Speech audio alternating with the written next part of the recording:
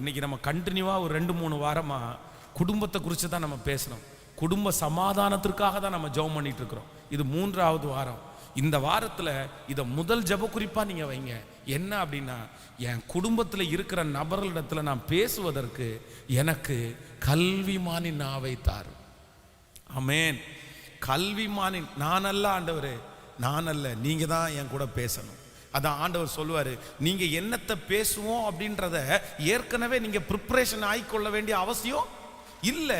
நீங்கள் என்னத்தை பேச வேண்டும் என்கிறதை நீங்கள் போய் நில்லுங்க, நான் உங்களோட பேசுவேன்னு கர்த்தர் சொல்லியிருக்கிறார். சில நேரத்தில் நம்ம இந்த ப்ரிப்பரேஷனில் தான் மண்டை குழம்பி போயிடுவோம். பாருங்களேன், ப்ரிப்பரேஷன் இருக்குது பாருங்களேன். நாளைக்கு அவன் இந்த மாதிரி கோர்ட்டில் என்ன பேசலாம், பக்கத்தில் அவன் சண்டை போட்டிருக்கிறான், அவனுக்கு என்ன பேசலான்னு நைட்டு இல்லை மேனேஜர்கிட்ட என்ன இந்த குழப்பம் இருக்கு. இன்னொருத்தட்ட என்ன பேசலான்ற அந்த குழப்பம் ப்ரிப்பரேஷன் இருக்கு பாருங்களேன். இப்படி பேசலாமா, இப்படி பேசலாமா, இப்படி பேசலாமா, இப்படி பேசினா இப்படி நடக்குமா அப்படின்னு அதுலேயே பைத்தியமாயிரும் நம்ம நிறைய பேர். இல்லை சில விஷயங்களை நம்ம ப்ரிப்பரேஷனே என்ன பண்ணிடக்கூடாது சொல்லுங்களேன். நம்ம சில பதில் சொல்றது அந்தந்த நேரத்துக்கு என்ன பேசணுன்றத கர்த்தரே நமக்காக கொடுக்க வல்லவராக இருக்கிறார். ஸோ எல்லாரும் ஜெபம் பண்ண போகிறோம். ஆண்டவரே, என் குடும்பத்தில் எல்லாரும் ஒருத்தருக்கு ஒருத்தர் சரியாக பேசணும் ஆண்டவரே. ஆமேன். அதற்கு எனக்கு என்ன தாங்க அப்படின்னா, கல்விமானி நாவை எனக்கு தாரும். ஆமேன். சொல்லுங்கள் பார்க்கலாம். எத்தனை பேர் ஆமோதிக்கிறீர்கள்? கைகளை அசைத்து ஒரு ஹல்லேலூயா சொல்லலாம். ஒரு வாலிப தம்பி கார் வாங்கினான். அப்போ அந்த காரை வாங்கிட்டு அவன் ரொம்ப சந்தோஷப்பட்டு ஜெபம் பண்ணி அவங்க அப்பாவை பார்த்தேன். அவங்க அப்பாவை பார்த்து, என்ன ஐயா உங்கள் பையன் காரெல்லாம் வாங்கிட்டான் அப்படின்னு சொன்னேன். காரெல்லாம் வாங்கிட்டான், ரொம்ப சந்தோஷம், ஆண்டவர் அவனை ஆசீர்வச்சிருக்கார் அப்படின்னு சொன்ன உடனே அவர் சந்தோஷமாக தான் சொன்னார். அவங்க அம்மாவை ஏற்றிட்டு போனா இன்னும் என்ன ஏற்றிட்டு போல, அவங்க அம்மாவை ஏற்றிட்டு போனா இன்னும் என்ன. அப்போ அந்த அப்பாவுடைய மனசுக்குள்ள என்ன இருக்கு அப்படின்னா, தன்னுடைய பையன் கார் வாங்கின உடனே அவங்க அப்பாவை கூப்பிட்டு முன்னாடி உட்கார வச்சு, உட்காருங்கப்பா அப்படின்னு கூட்டிட்டு போகணும்னு அவருடைய மனசுக்குள்ள இருந்திருக்கு பாரு. ஆனா இதே பையனை தப்புன்னு சொல்ல அவன் அப்பாவை ஏற்ற வேணான்னு நினைக்கல.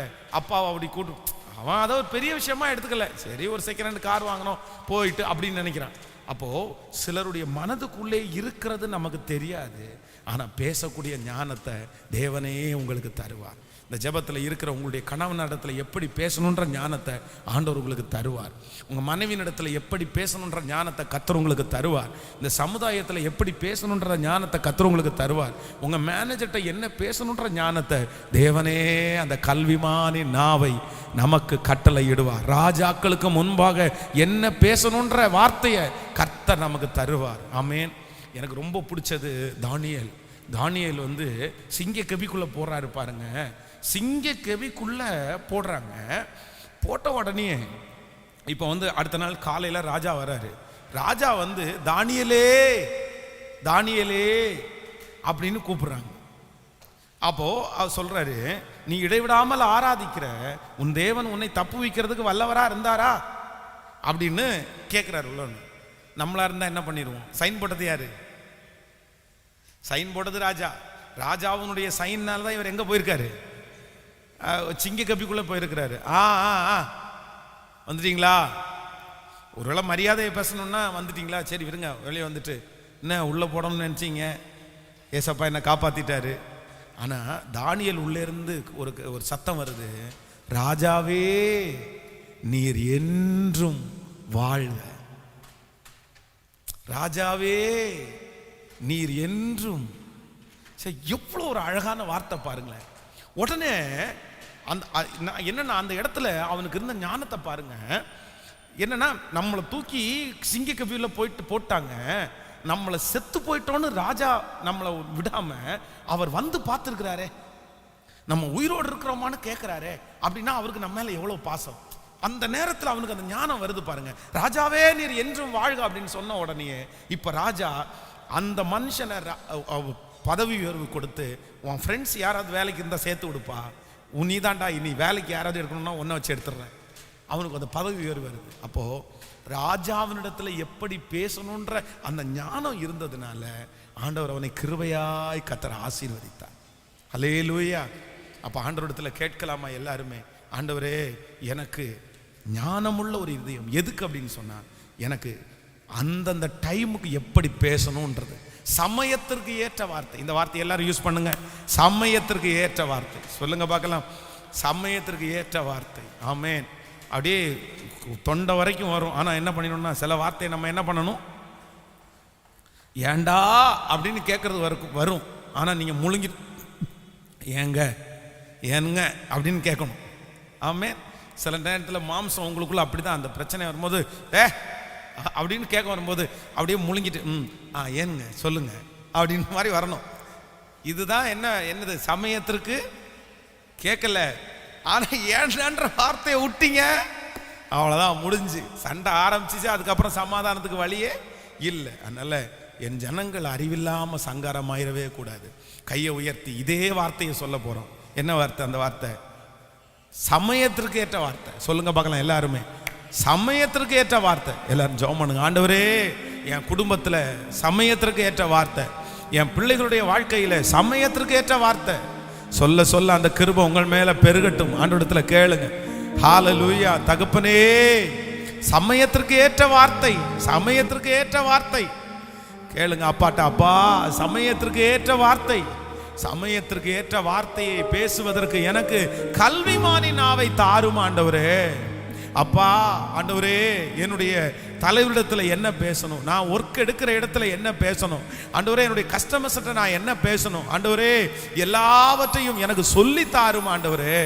அப்பா, என்னுடைய மேனேஜர்கிட்ட நான் என்ன பேசணும் சொல்லி தாரும் ஆண்டவரே, சொல்லி தாரும் ஆண்டவரே. எங்களுக்கு கற்றுக் கொடுக்கிறவர், எங்களுக்கு சொல்லி தருகிறவர். ஹல்லேலூயா. எனக்கு கற்றுத்தாரும்.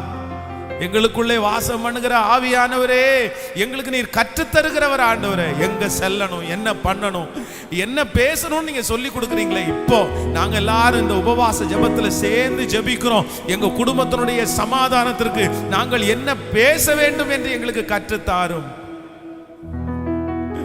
ஓ ஹல்லேலூயா. என்ன செல்ல வேண்டும், எங்கு செல்ல வேண்டும் கற்றுத்தாரும் ஆவியானவரே. ஆம், என்ன சொல்ல வேண்டும், எங்கு செல்ல வேண்டும் எனக்கு கற்றுத் தருகிற ஆவியானவர். நிறைய பேருக்கு அந்த கிருபையை கத்த தரட்டும்.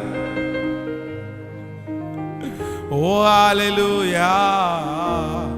எங்களுக்குள்ளே வாசம் செய்யும் ஆவியானவரே, இந்நாளிலும் சித்தம் போல் நடத்தி செல்லும் ஐயா. எங்களுக்குள்ளே வாசம் செய்யும் ஆவியானவரே, இந்நாளில் சித்தம் போல் நடத்தி செல்லும். இப்ப கைய மேல உயர்த்தி ஆவியா சத்தமா இயேசுவே சொல்லுங்க. அப்பா பார்த்து சொல்லுங்க, ஆவியானவரே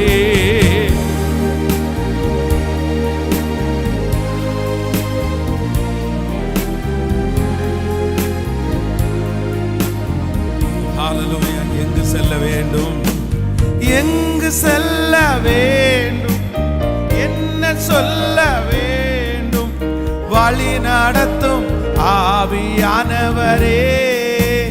ஆவியானவரே, எங்கு செல்ல வேண்டும், என்ன சொல்ல வேண்டும், வழி நடத்தும் ஆவியானவரே. விருப்பம் இல்லாத விருப்பம் இல்லாத இடங்களுக்கு செல்லாம் தடுத்து நிறுத்தும் ஆவியானவரே. அப்பா, விருப்பம் இல்லாத இடங்களுக்கு செல்லாம் தடுத்து நிறுத்தும் ஆவியானவர். இப்ப எல்லாருடைய கரங்களை மேல உயர்த்தி, ஆவியானவரே சமயத்திற்கு ஏற்ற வார்த்தைகளை எங்களுக்கு தருவதற்கு கல்விமானி நாவை எங்களுக்கு தருகிறவர். ஓ கல்விமானி நாவை தருகிறவரே, நன்றியப்பா. சொல்லுங்க சொல்லுங்க சொல்லுங்க. நிறைய பேரு ஜெபம் பண்ண அந்த கிருபை என் வார்த்தை தானப்பா என் குடும்பத்தை பிரிச்சிருச்சு, என் வார்த்தை தானப்பா பிள்ளைகளை காயப்படுத்திருச்சு. இப்போ ஒரு ஞானம், இப்போ ஒரு ஞானம். ஓ ஆவியானவரே, அப்பா உங்க சமூகத்துல ஆராதிக்கிற உங்க பிள்ளைக்கு அந்த ஞானம் இப்ப வரட்டும் ஆண்டவரே, வரட்டும் ஆண்டவரே, வரட்டும் ஆண்டவரே. இயேசுவே ஆவியானவரே, அப்பா பரிசுத்த ஆவியானவரே. ஹல்லேலூயா. கைகளை உயர்த்தி ஒரு ஹல்லேலூயா சொல்லலாம். ஸோ ரொம்ப அவசியமானது என்ன அப்படின்னா சமயத்திற்கு ஏற்ற வார்த்தை. அதான் நீங்க வந்து நிறைய பேர் பாட புத்தகத்தில் படித்திருப்பீர்கள். நைட்டிங்கேல் அம்மையார், அதான் கைவிளக்கு ஏந்திய காரிகை இல்லை அவங்க பேரு. அப்போ வந்து அந்த நாட்களில் பெரிய யுத்தம் நடக்கும்போது பலாயிரக்கணக்கான யுத்த வீரர்கள் அப்படியே நாளுக்கு நாள் அப்படியே மறிச்சிட்டே இருக்கும்போது இந்த அம்மா மட்டும் அந்த நேரத்தில் மருந்து வர்றதுக்கு ரொம்ப காலதாமதம் ஆயிடுச்சு. அந்த அந்த நோய் தொற்றுனால வீரர்கள் எல்லாம் மாண்டுட்டே இருக்கிறாங்க. இந்த பக்கத்தில் கொஞ்சம் சேர் போட்டு அப்படி உட்கார். அப்போ நிறைய வீரர்கள் மாண்டுட்டு இருக்கும்போது இந்த அம்மா மட்டும் பார்த்தீங்க அப்படின்னா ஒரு விளக்கை எடுத்துட்டு போய் ஒவ்வொரு வீரனுக்கும் முன்பாக போய் அவனுடைய காது பக்கத்தில் போய் பேசி, இல்லை நீ சாகிறதுக்கு பிறந்தவன் அல்ல, நீ வாழணும், நீ எவ்வளோ பெரிய பிரச்சனையெல்லாம் தாண்டி இருக்கிற, நீ எவ்வளோ பெரிய சூழ்நிலையெல்லாம் தாண்டி வந்திருக்கிற, இது ஒன்றும் பண்ணாது, நீ எழும்பிடுவ, இது சீக்கிரமாக முடிஞ்சிடும் அப்படின்னு சொல்லி ஒவ்வொரு வீரனுடைய பக்கத்துலையா போய் போய் பேசி பேசி அந்த மருந்து வர்றதுக்குள்ள ஆயிரக்கணக்கான வீரர்களுடைய உயிரை வந்து அவங்க காப்பாற்றினார்களாம். அதனால தான் அவங்களுக்கு அந்த பட்ட பேர் வச்சாங்க, கைவிளக்கு ஏந்திய காரிகை. அந்த விளக்கை எடுத்துட்டு ஒவ்வொரு அந்த ரூமா போய் அவங்க அந்த மாதிரி உற்சாகப்படுத்தியிருக்காங்க. அப்போ வேதம் சொல்லுகிறது, மனிதன் வந்து அப்பத்தினால் மாத்திரமல்ல தேவனுடைய வாயிலிருந்து புறப்படும் ஒவ்வொரு மரணமும் ஜீவனும் நாவின் அதிகாரத்தில் இருக்கிறது. அப்போ நமக்கு இந்த உலகத்திலே தேவையான ஞானத்துல பெரிய ஞானம் என்ன அப்படின்னா சமயத்திற்கு ஏற்ற வார்த்தையை பேசுறதுக்கு. நீங்க ஒரு டைம் இந்த ஜெபத்தில் இருக்கிறவங்க யோசிச்சு பாருங்களேன், உங்க வாழ்க்கையில வந்து அந்த சமயத்திற்கு ஏற்ற வார்த்தையை பேசாதனால எத்தனை பேர் நம்மளை பகைச்சிட்டாங்க, எத்தனை பேர் நமக்கு பகையாளியா மாறிட்டோம். அந்த பேச்சை மட்டும் இப்படி மாத்தி பேச்சிருந்தா நமக்கு எவ்வளவு பெரிய வெற்றி கிடைச்சிருக்கும். அந்த பேசின அந்த ஒரு வேர்டு, அந்த ஒரு வார்த்தை இன்னைக்கு எவ்வளோ பெரிய பிரச்சனையில கொண்டு வந்து விட்டுருக்கு, எவ்வளோ நஷ்டத்தை கொண்டு வந்து விட்டுருக்குது. அந்த இடத்துல மட்டும் கொஞ்சம் ஞானமா நம்ம சுதாகரிப்பா கொஞ்சம் ஞானமா பேசியிருந்தா என்ன எப்படி போயிருக்கும். நம்ம வந்து சில நேரத்தில் கோபத்தில் அவசரமா பேசிடுறோம், டென்ஷன் படுத்தும் போது டக்குன்னு நம்ம பேசிடுறோம். ஆனா இல்லை, அந்த வார்த்தைகள் வந்து அது தேவன் தான் நமக்கு தரணும். சில நேரத்தில் நம்மை அறியாமலே அந்த வார்த்தைகள், சிலர்லாம் அவ்வளோ ஈஸியாக அந்த மாதிரி பேசிட மாட்டாங்க. ஆனால் சில சூழ்நிலைகள் அவர்களை கொண்டு போய் வைக்கும்போது டக்குன்னு அவங்களுக்கு வந்துடுது. இல்லை, ஆண்டவருடைய பிள்ளைகள் ஜெபிக்க வேண்டிய ஜெபமே சமயத்திற்கு ஏற்ற வார்த்தை. ஆமேன் சொல்லுங்கள். பாருங்க, தாவீது ஒரு பெரிய தவறு செய்கிறான். உடனே ஆண்டவர் சொல்றார், உனக்கு முன்னாடி 3 தண்டனை வைக்கிறேன். ஒன்று 3 வருஷம், இன்னொன்று 3 மாதம், இன்னொன்று 3 நாள். அப்படின்னா 3 வருஷம் ஒரு தண்டனை, 3 மாதம் ஒரு தண்டனை, 3 நாள் ஒரு தண்டனை. அப்படி 3 தண்டனை ஆண்டவர் அவனுக்கு முன்னாடி கொடுக்குறாரு. நீ எது வேணா சூஸ் பண்ணிக்கோ அப்படின்னு சொல்றாரு. 3 நாள்னு உடனே நம்ம என்ன பண்ணுவோம், 3 நாள் தானே அப்படின்னு நினைச்சிருவோம். இல்லை, அந்த 3 வருஷம் செய்ய வேண்டியது 3 நாள் முடிஞ்சிடும். அவ்வளோதான். ஒரு நிமிஷத்துக்குள்ளே பார்த்தீங்கன்னா அங்கே 10,000 பேர் 5,000 பேர் வெட்டுண்டு விழுறாங்க. ஆனால் அந்த இடத்துல தாவீது ஒரு வார்த்தை சொல்றாங்க பாருங்க, ஆண்டவரே நான் கொடிய இடுக்கண்ணில் அகப்பட்டிருக்கிறேன், இப்பொழுது கர்த்தருடைய கரத்திலே விழுவேனாக, உம்முடைய இரக்கங்கள் மகா பெரியது, மனுஷனுடைய கையிலே விழாதிருப்பேனாக.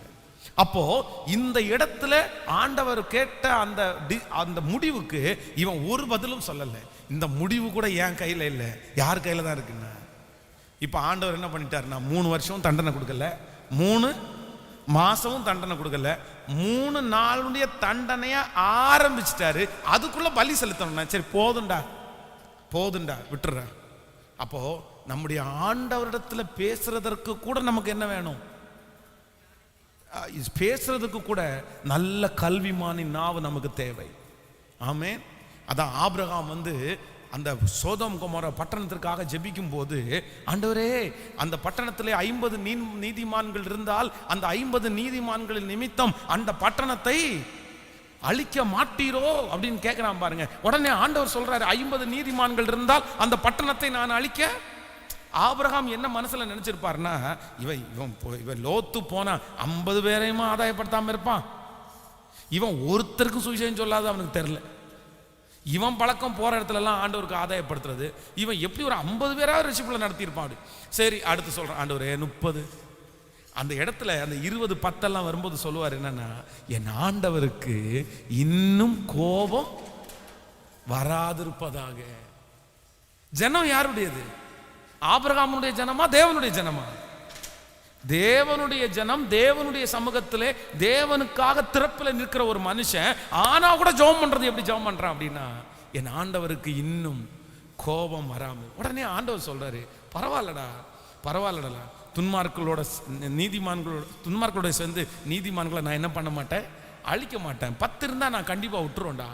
ஆனா இவன் ஒரே ஒரு ஜெபத்திற்காக அந்த பட்டணத்தில் இருக்கிற அந்த நீதிமான்கள் அவங்கள காப்பாற்றுறதுக்கு ஆண்டவர் விரும்புறாரு. அப்போ தேவனிடத்துல பேசுவதற்கு கூட நமக்கு என்ன நாவு வேணும் அப்படின்னா, கல்விமானின் நாவு. இனி இந்த ஜெபத்தில் இருக்கிற யாரும் எந்த நல்ல நிகழ்ச்சிக்கு போகும்போது அந்த நல்ல நிகழ்ச்சியை சந்தோஷமாக தான் பேசணுமே தவிர அதில் போய் ஒரு விஷத்தை கலந்துட்டு வரக்கூடாது. ஆமே, இது ஒரு நல்ல காரியமா? இனி கெட்ட காரியம் நடக்குது பாருங்களேன். இந்த மரணம் எல்லாம் நடக்குது பாருங்க. அங்கே போய் உட்காந்து ஒருத்தர் இறந்து போயிட்டாரு.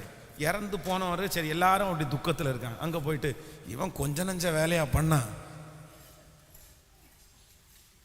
எங்க போய் அவங்க அவ்வளோ பேரும் அவ்வளோ துக்கத்தில் உட்காந்துருக்கும் போது இவன் பண்ணின வேலைக்கு இவன் இப்படி சாப்பிடக்கூடாது, புழு புழுத்துல சாவான்னு நினைச்சேன் நான். அது மாதிரி கல்யாண வீட்டில் போய் சந்தோஷமா இருக்கிறது பரவாயில்ல, அங்கே சாவு வீட்டுக்கு ஒரு 6 வேளை அழுதுட்டு உட்காந்துருப்பாங்க. இங்கே உட்காந்து என்ன பண்ணுவாங்க தெரியுமா, அப்படியே சிரிச்சு பேசிட்டு என்னமோ கல்யாண வீட்டுக்கு வந்தது மாதிரி பண்ணிட்டு இருப்பாங்க.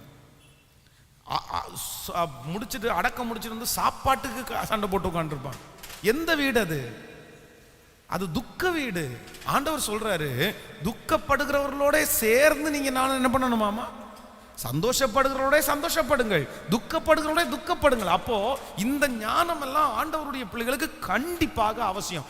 இனி உங்கள் வாழ்க்கையிலே இந்த தவறை நீங்கள் ஒருபோதும் என்ன பண்ணக்கூடாதுன்னா செய்யவே கூடாது. உங்களுக்கு பிடிச்ச மாதிரி எல்லாரும் ட்ரெஸ் பண்ண முடியாது, உங்க பிடிச்ச மாதிரி சாப்பாடு இருக்காது. அவங்களுக்கு அவங்க பிடிச்சதை பண்ணிட்டாங்க. அவங்க சந்தோஷப்படும் போது நம்ம என்ன பண்ணணும்னா அவ்வளோ அழகா என்கரேஜ் பண்ணி அவங்கள சந்தோஷப்படுத்தணும். ஆமேன்னு சொல்லுங்க. அவங்க வாங்கின அன்னைக்கே அவங்களுக்கு மனசு கஷ்டப்படுற மாதிரி ஒரு வார்த்தையை நம்ம என்ன பண்ணக்கூடாதுன்னா பேசவே கூடாது. ஆமேன். இதுக்கு பேர் தான் என்னன்னா கல்விமானின் நாவு. கல்விமான், சமயத்திற்கு ஏற்ற வார்த்தைகளை. அப்போ அந்த வாலிப தம்பியை இந்த மாதிரி வார்த்தையை பேசி பேசி அப்படியே ஒவ்வொரு வாரமும் இந்த ஃபாஸ்டிங் பீரியட் முடிச்சுட்டு என்கிட்ட பேசுவார். பாஸ்டர், இன்னைக்கும் 4 பேர் வேலை இல்லைன்னு கேட்டாங்க. இது ஃபஸ்ட்டு சொன்ன சம்பவம். அப்போ அவனுக்கு ஆண்டவர் வேலை கொடுத்தாரு. ஒரு நல்ல வேலை 1 வருஷம் தாண்டி கிடச்சிச்சு. அந்த 1 வருஷம் தாண்டி அவனுக்கு கிடைச்ச வேலை இந்த 1 வருஷத்தினுடைய சம்பாத்தியத்தையும் 3 மாசத்துல சம்பாதிக்கிற அளவுக்கு கர்த்தர் வேலை கொடுத்தாரு. ஆமென்.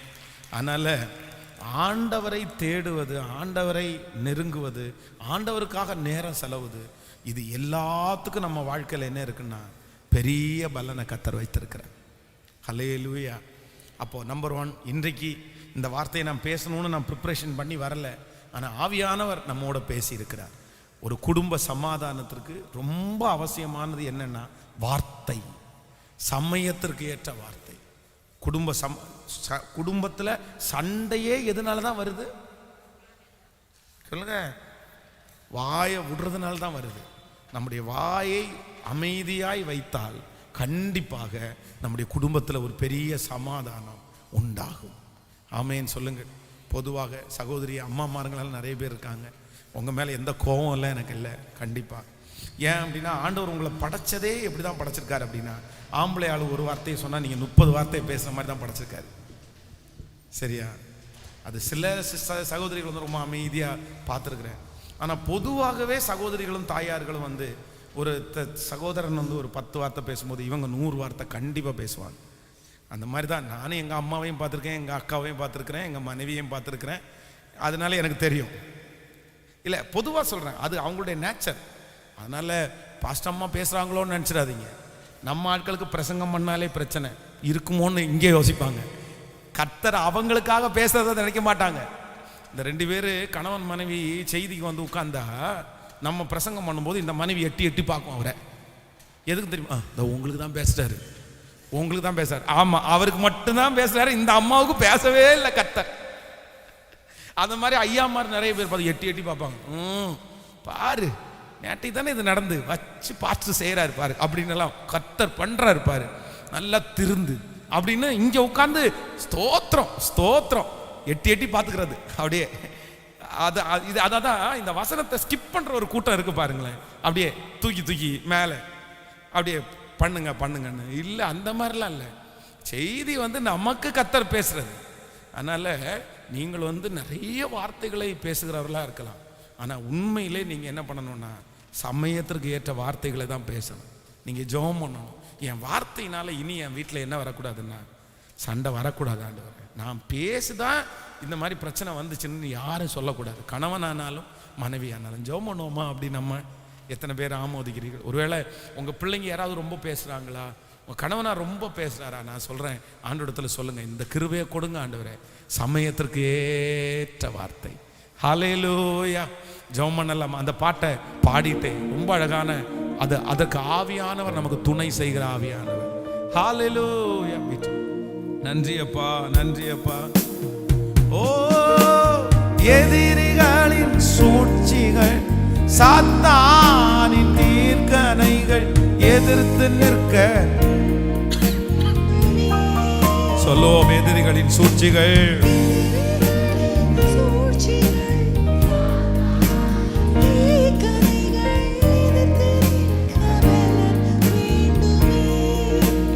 ஹல்லேலூயா. உடசோரணம் பலவீனங்கள் நீ உற்சாகத்தால் நிரப்ப வேண்டுமே. சொல்லுவோம். உடசோறும் பலவீனங்கள் நீங்கி உற்சாகத்தால் நிரப்ப வேண்டுமே. இப்ப கைகளை மேல உயர்த்தி சொல்லுங்க பார்க்கலாம். ஆவி அப்பா, அது கட்டவிழ்க்கப்படுவதா அந்த பிரசன்னம் இப்பொழுது இயேசுவே இயேசுவே.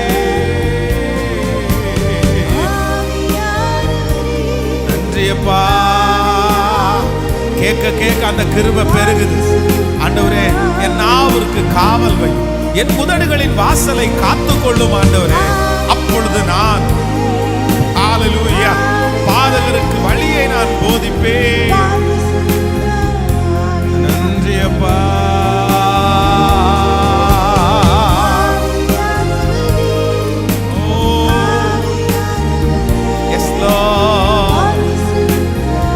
நன்றி அப்பா.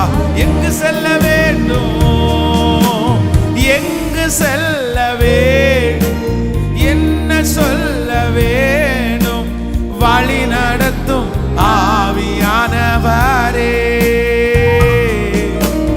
எங்கு செல்ல வேண்டும், என்ன சொல்ல வேண்டும், வழி நடத்தும் ஆவியானவரே. ஓ ஹல்லேலூயா. விருப்பம் இல்லாத இடங்களுக்கு செல்லாமல் தடுத்து நிறுத்தும். கேளுங்க கேளுங்க, ஜெபத்தோட கேளுங்க சிஸ்டர். நம்முடைய வீட்டுல யாரும் கர்த்தருக்கு பிரியமில்லாத வழியில போக கூடாது.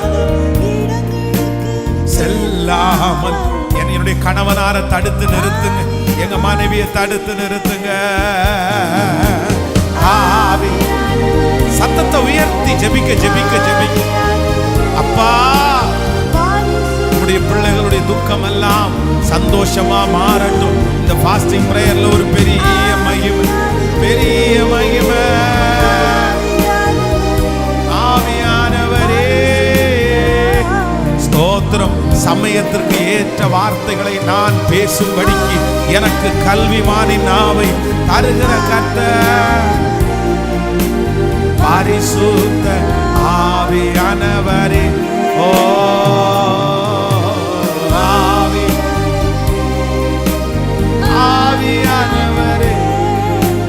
பரிசுத்த ஆவியானவரே.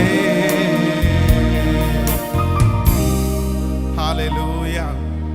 நீங்க யோனாவின் புஸ்தகம் 3ஆம் அதிகாரத்திலே நீங்க வாசிப்பீர்களே ஆனால்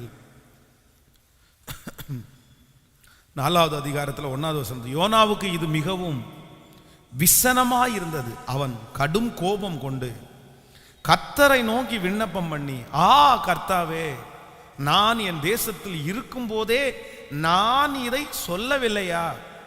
இதன் நிமித்தமே நான் முன்னே தர்ஷீசுக்கு ஓடி போனேன். நீர் இரக்கமும் மகா உருக்கமும் நீடிய சாந்தமும் மிகுந்த கிருபை உள்ளவரும் தீங்குக்கு மனஸ்தாபப்படுகிற தேவன் என்றும் அறிவேன். இப்பொழுதும் கர்த்தாவே, என் பிராணனை என்னை விட்டு எடுத்துக்கொள்ளும். நான் உயிரோடு இருக்கிறதை பார்க்கலாம், சாகிறது நலமாயிருக்கும் என்றார். அதற்கு கர்த்தர், நீ எரிச்சலாய் இருக்கிறது நல்லதோ என்றார். ஆண்டவருக்கு அவன் நினிவேவுக்கு போக வேண்டிய அந்த மனுஷன் தர்ஷீசுக்கு போகும்போது கூட ஆண்டவருக்கு என்ன வரல அப்படின்னா கோபம் வரவே இல்லை. நினிவேக்கு தான் ஆண்டவர் அவனை உபதேசம் பண்றதுக்காக அனுப்பினாரு. ஆனா நினிவேக்கு போகல, தர்ஷீசுக்கு. அதுக்கு 1000 காரணங்கள் இருக்கிறது. ஆண்டவரை பொறுத்த அளவில் ஒரு இடத்துக்கு போ அப்படின்னு சொல்லிட்டாருன்னா நம்ம காரணம் கேட்கறதா ஆண்டவர் என்ன பண்ண மாட்டாரு, ஆண்டவர் விரும்ப மாட்டாரு. ஆண்டவர் காரணம் இல்லாம போ சொல்ல மாட்டாரு. ஒரு காரியத்தை தேவன் நமக்கு செய்கிறார் என்றால் கண்டிப்பா நோக்கத்தோட தான் செய்வார். அதுக்கு போய் நம்ம புத்திப்படி யோனா நினிவேவுக்கு போகாமல் தர்ஷீசுக்கு போறதுக்கு காரணம் ஒன்றும் இல்லை, நிறைய.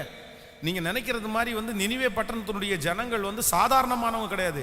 அவர்களுடைய பாவம் வானபரியந்தம் எட்டிருச்சாமா, மோசமானவங்க. ஒரு ஒரு ஒரு ஆக்கியோன் எழுதும்போது எழுதுறாரு, ஜனங்களை அப்படி ஓட சொல்லிட்டு இங்கேருந்து கத்தி எடுத்து வீசுவாங்க பாருங்க, கிரவுண்டில் ஓட சொல்லிட்டு அந்த அந்த நாட்டில் இருக்கிற அந்த தலைவர்கள் எல்லாம் பார்த்தீங்கன்னா நின்றுட்டு கத்தி எடுத்துட்டு கல் கத்தி நல்ல அந்த ஈட்டி இதெல்லாம் எடுத்து இங்கேருந்து எறிவாங்க. அப்போ அவங்க ஓடிட்டே இருப்பாங்க, தலையில் படும், அந்த அப்படி அவங்க செத்து செத்து விழுவாங்க. கடைசி மனுஷன் சாகிற வரைக்கும் அவங்க எரிதை நிற்க மாட்டாங்க, அந்த அப்படி கொல்லுவாங்க. கொன்று அந்த அந்த அந்த சடலத்தை அப்படியே பள்ளத்தாக்கு, அதுக்கு தாண்டினோடனே அந்த கிரவுண்டு தாண்டினோடனே பள்ளத்தாக்கு மாதிரி அப்படியெல்லாம் போடுவாங்களாம். அவ்வளவு கொடுமையான ஜனங்கள். அதனால இவ்வளவு கொடுமையான ஜனங்களுக்கு உபதேசம் பண்றதுக்கு என்ன ஏன் அனுப்புறீங்க, அவன் சாகட்டுமே, அவன் எது உயிரோடு இருக்கான் அப்படின்ற மாதிரி இவன் மனசு. ஆனால் 1000 காரணங்கள் இருந்தாலும் ஆண்டவர் என்ன சொல்றாருன்னா, நான் சொன்னேன்னா நீ போ, சரி போகல, திருப்பி கர்த்தருக்கு கோவம் வரல, சரி அவனை சரி பரவாயில்ல, உனக்கும் மனசுல அந்த காரியங்கள் இருக்கும்ல, சரி பரவாயில்ல வா அப்படின்னு சொல்லிட்டு திரும்ப அவனுக்கு மீனுக்கு கட்டளையிட்டு ஜோம் பண்ணி அவனை கொண்டு போய் திரும்ப வச்சு உபதேசம் பண்ண சொல்லுனதுக்கு அப்புறம் இவன் ரொம்ப எரிச்சலா பேசுறான் பாருங்க. ஆண்டவர் இதில் வருத்தப்படுறாரு. என்ன விண்ணப்பம் பண்ண, கர்த்தராகிய ஆண்டவரே, நான் தேசத்திலே இருக்கும் போதே நான் இதை சொல்லவில்லையா அப்படின்னா ஆண்டவர்கிட்ட கேள்வி கேட்குற மாதிரி. நான் அவனை சொல்லலையா, நான் சொன்னேன் ஏற்கனவே உங்களுக்கு சொன்னேன்ல. என்ன சொன்னேன், நான் போவேன் பிரசங்கம் பண்ணுவேன், எவனாவது ஒருத்தன் கண்ணீர் விட்டு அழுவான், அடுத்த நிமிஷத்தில் நீர் மனம் இறங்குவீர், இதுதான் நடக்க போகுது, அதனால தான் நான் உமக்கு சொல்லவில்லையா அப்படின்னு ரொம்ப கேள்வி கேட்குறான். அப்போது ஆண்டவர் அவனை பார்த்து கேட்குறாரு, நீ எரிச்சலா இருக்கிறது நல்லதோ? அவனுடைய ஊழியம், அவனுடைய ஒரே வார்த்தையில் அந்த ஊரே ரட்சிக்கப்பட்டுச்சு. ஆனால் அவனுடைய ஒரே வார்த்தையில் அவனுடைய ஊழியத்தையே இழந்துட்டான். பக்கத்தில் இருக்கிற கையை பிடிச்சி சொல்லுங்க, உங்க ஒரு வார்த்தை உங்க குடும்பத்தை கட்டும், உங்க ஒரு வார்த்தை உங்க குடும்ப வாழ்க்கையை அழிச்சிரும். ஜாக்கிரதையா இருக்கணும். சொல்றது உங்களுக்கு புரியுதா? இவருடைய பிரசங்கம் ராஜா முதற்கொண்டு சின்ன குழந்தைங்க ஆடு மாடுகள் வரைக்கும் அவங்கள என்ன பண்ணிருச்சாமா சொல்லுங்க, முழங்கால் படியிட்டு ஒப்பு கொடுத்து ஃபாஸ்டிங் போட வச்சிருச்சு, உபவாசம் இருக்க வச்சிருச்சு. அதான் இப்போ மோகன் சிலாசரஸ் ஐயா உபவாச ஜெபம் ஒரு 3 நாட்கள் நடத்தினாங்க. அப்போ நம்ம சர்ச்சிலேருந்து நிறைய பேர் போயிருந்தாங்க. அவன் முடிச்சுட்டு வரும்போது கேட்டான் எப்படி இருந்துச்சு அப்படின்னு. எப்படி எல்லாரும் 3 நாள் உபவாசம் இருந்தாங்க அப்படின்னு. உடனே பிரதர் ஒருத்தர் சொன்னார், இல்லை பாஸ்டர், கொஞ்சம் பேர் மன்னா கேண்டீனில் தான் நின்னாங்க அப்படின்னு. அங்கே மன்னா கேண்டீன் ஒன்று இருக்குது. அப்போ கொஞ்சம் பேர் மன்னா கேண்டீனில் தான் நின்னாங்க. இல்லை, பலவீனம், சிலருக்கு சுகர் இருக்கும், ப்ரெஷர் இருக்கும், உடம்பு தளர்வு இருக்கும். ஸோ 3 நாள் அவங்களால என்ன பண்ண முடியாது. ஆனால் இந்த ஊரில் இவனுடைய ஒரே பிரசங்கத்தில் எது வரைக்கும் பாஸ்டிங் ஆமா, மிருக ஜீவன்கள் குழந்தைங்க வரைக்கும் பாஸ்டிங் ஆமா. எப்படி? அப்போ எந்த அளவுக்கு பவர்ஃபுல் மெசேஜ், எந்த அளவுக்கு அந்த வார்த்தை அவங்களுக்குள்ள போய் கிரியை செய்திருக்கு. ஸோ அவ்வளவு வார்த்தையினால பிரசங்கம் பண்ணி ஒரு நாட்டையே ரட்சிப்புக்குள்ள நடத்தின இந்த தேவ மனுஷனுடைய அந்த வாயிலிருந்து புறப்பட்ட அந்த ஒரு வார்த்தை, இது போதுண்டா, இதுக்கு மேல நீ எந்த ஊழியம் செய்ய வேணாண்டா, நீ போய் ஒரு வாரத்தில் உட்காருன்னு கர்த்தர், நீ எரிச்சலா இருக்கிறது நல்லதான்னு ஒரு ஆமணக்கு செடியை கட்டளையிட்டு அதுலயும் அவனுக்கு எரிச்சல் வந்து, ஏண்டா நேட்டைக்கு முளைச்சு இன்னைக்கு உனக்கு நிழல் கொடுக்குற இந்த ஆமணக்கு செடி பேர்லயே நீ இவ்வளவு பிரச்சனை பண்றியே, வலது கைக்கும் இடது கைக்கும் வித்தியாசம் தெரியாத 120,000 பேர் இங்க இருக்கிறாங்க, நான் பரிதபிக்காம இருப்பேனா அப்படின்னு அவனுக்கு ஒரு பாடத்தை புகட்டிட்டு, நீ ஊழியம் செய்ய வேணாம், ஒன்றும் செய்ய வேண்டாம், நீ போய் ஒரு வாரத்தில் உட்கார்ந்துட்டாரு. ஒரே வார்த்தை. அப்போ சிஸ்டர், பிரதர், உங்க குடும்பத்தை நீங்க கட்டலாம். உங்கள் குடும்பத்தை நீங்கள் கட்டுறதுக்கு எவ்வளோ பாடுபட்டிருப்பீங்க, எத்தனை வார்த்தையை சொல்லி நீங்கள் தேற்றி இருப்பீங்க, எத்தனை ஜெபம் பண்ணியிருப்பீங்க. உங்கள் வார்த்தைகள், உங்கள் ஜெபங்கள் வந்து எவ்வளோ மாற்றத்தை உண்டு பண்ணியிருக்கும். ஆனால் இப்போ அவ்வளோ அழகாக இருக்கிற அந்த குடும்பத்தை, அவ்வளோ நல்லா இருக்கிற குடும்பத்தை யாரோ ஒருத்தர் எலும்பு இல்லாத நாக்க வச்சு பேசுகிறாங்கன்றதுக்காக நீங்களும் வார்த்தையில் கவனம் இல்லாமல் பேசுனீங்கன்னா, நீங்களும் சமயத்திற்கு ஏற்ற வார்த்தைகளை பேசாமல் இருந்தீங்கன்னா, நீங்கள் கட்டின வீட்டை நீங்களே இடிச்சிருவீங்க. நீங்க கட்டின குடும்பத்தை நீங்களே இடிச்சிருவீங்க. நீங்க கட்டின தொழிலை நீங்களே இடிச்சிருவீங்க. இதை வந்து தீர்க்க தரிசனமா எடுத்தா கூட பரவாயில்ல. நீங்க சில பிசினஸை கட்டுறதுக்கு வந்து வார்த்தையில தான் கட்ட முடியும். வார்த்தையை பேசி பேசி தான் அந்த பிசினஸை கட்டுவாங்க. ஆனா அதே பிசினஸை வந்து நீ என்ன பெரியவனா, ஒன்றும் தேவையில்லை, ஒன்னெல்லாம் நான் டிபெண்ட் பண்ணி இல்லை, எனக்கு நீ விட்டனா 10 பேர்னா அவ்வளோதான், அந்த பிசினஸ் போச்சு, அந்த வேலை போச்சு. அதனால கட்டின ஒன்றை உங்க வார்த்தையினால ஒரு நாளும் நீங்க என்ன பண்ணிடக்கூடாதுன்னா அழிச்சிடக்கூடாது. இது தேவன் உங்களுக்கு இந்த ஞானத்தை உங்களுக்கு தரட்டும். ஆண்டவரே எனக்கு தாங்க ஆண்டவரே, கல்விமானின் நாவு. இந்த மனுஷனுடைய வாழ்க்கை பரிதாபம் இல்லை. இப்படி பேசலாமா, இப்படி சொல்லலாமா, அதுவும் ஆண்டவருக்கு விரோதமா அப்படி பேசலாமா? அதனால நீ தேவாலயத்திற்கு போகும்போது மனம் பதறி ஒரு வார்த்தை கூட என்ன பண்ணக்கூடாதாம்மா, சொல்லக்கூடாதாம்மா. ஆமேன் சொல்லுங்கள். தேவாலயத்திற்கு போகும்போது நம்முடைய நடையை காத்து கொள்ளணும். தேவ சமூகத்திலே நீ துணிகரமாய் பேசாமலும் உன் வாயினால தேவையில்லாத அறிக்கை பண்ணாமலும் இரு. சிலர் தேவ சமூகத்தில் வரும்போது பேசுகிற பேச்சுக்கு அளவே இல்லை, வார்த்தைக்கு அளவே இல்லை. இல்லை, ஆண்டவர் எப்பொழுதும் ஒரே போல் இருக்கவே முடியாது. ஆமேன் சொல்லுங்க பார்க்கலாம். நான் நம்புகிறேன் இந்த செய்தியை முடிக்கிறதுக்குள்ளே நமக்கும் நம்முடைய குடும்பத்திற்கும் கர்த்தர் கிருபையாயிருந்து நான் நம்புகிறேன் ஆண்டவர் நமக்கு கல்விமானின் நாவை கர்த்தர் தருவாராக. ஆமேன் சொல்லுங்க பார்க்கலாம். எல்லா இடங்களும் நமக்கு என்ன நாவு கர்த்தருக்கு தருவாருன்னா, அப்படியே சமயத்திற்கு ஏற்ற வார்த்தையை பேசுறதுக்கு ஒரு கல்விமானின் நாவு, ஒரு கல்விமானின் நாவு. ஹல்லேலூயா. கர்த்தர் எத்தனை நல்லவர் இல்லை, கர்த்தர் எவ்வளோ நல்லவர். அந்த வேதத்தில் ஆண்டவர் எழுதி வைத்திருக்கிற ரகசியம் வந்து அவ்வளோ பெருசு. இது ஒரு கடல் போல. உங்கள் பிள்ளையை இப்போ நினச்சி ஜெபம் பண்ணுங்க, உங்கள் மகனை நினச்சி ஜெபம் பண்ணுங்க, உங்கள் மகளை நினச்சி ஜெபம் பண்ணுங்க. ஆண்டவரே எங்கள் குடும்பத்தில் இருக்கிற எல்லாருக்கும் என்ன நாவு வேணும் அப்படின்னா கல்விமானின் நாவு. சொல்லுங்க பார்க்கலாம். நீங்கள் எழுதி கூட வைக்கலாம், கல்விமானின் நாவு. சமயத்திற்கு ஏற்ற வார்த்தையை பேசுவதற்கு அப்படின்னா கற்றுக் கொடுக்கிற வார்த்தை மாதிரி, அப்படியே மற்றவங்களுக்கு ப்ரீச் பண்ணுற மாதிரி உங்கள் வார்த்தை இருக்கணுமாமா. எப்படி இருக்கணுமாமா?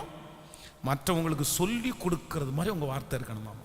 அப்படி வார்த்தையில் மட்டும் நீங்கள் கிளியராக இருந்துட்டீங்கன்னா உங்கள் வாழ்க்கையை கிளியராக வந்துடும்.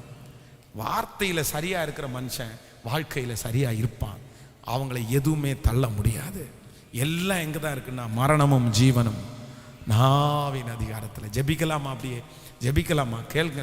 எனக்கு என்னமோ இந்த வார்த்தையை நீங்கள் நிறைய ஜெபம் பண்ணணும்னு நான் விரும்புகிறேன். ஆமீன். உங்கள் மகனை இப்போ கண்களுக்கு முன்னாடி கொண்டு வாங்க சிஸ்டர். உங்கள் மகளை இப்போ கண்களுக்கு முன்னாடி கொண்டு வாங்க சிஸ்டர். இப்படி கணவனார உங்கள் மனைவியை கொண்டு வாங்க. ஆண்டவரே இப்படி ரொம்ப பேசுகிறாங்க ஆண்டவரே, அவன் வாயில் பேசுகிற வார்த்தை அளவில்லை, அவனுக்கு சுத்தமாக கல்விமானி நாவே இல்லை. இந்த இடத்துல போய் சண்டை போட்டு வந்துடுறான், அந்த இடத்துல போய் சண்டை போட்டு வந்துடுறான், அந்த இடத்துல கொஞ்சம் பொறுமையாக பேசுகிறானா முடியாது அப்படின்றான். இவங்கள்ட்ட ஏன்டா நீ தாழ்ந்து போலனாடா, என்னால் முடியாதுன்றா. என் மகா அப்படியே எதிர்த்து நிற்கிறா.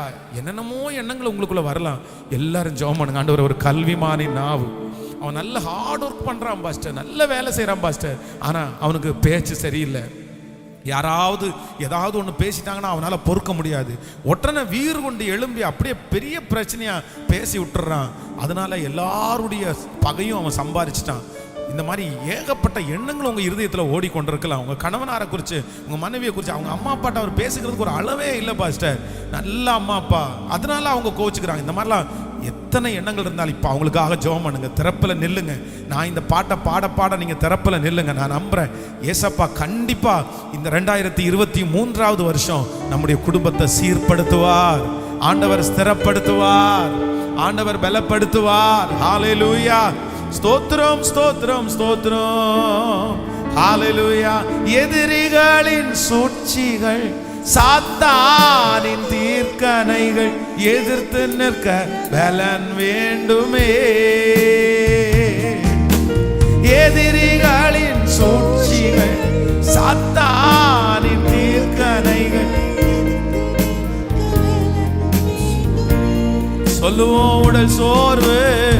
உடல் சோர்வு அசதி பலவீனங்கள் நீக்கி உற்சாகத்தால் நிரப்ப வேண்டுமே.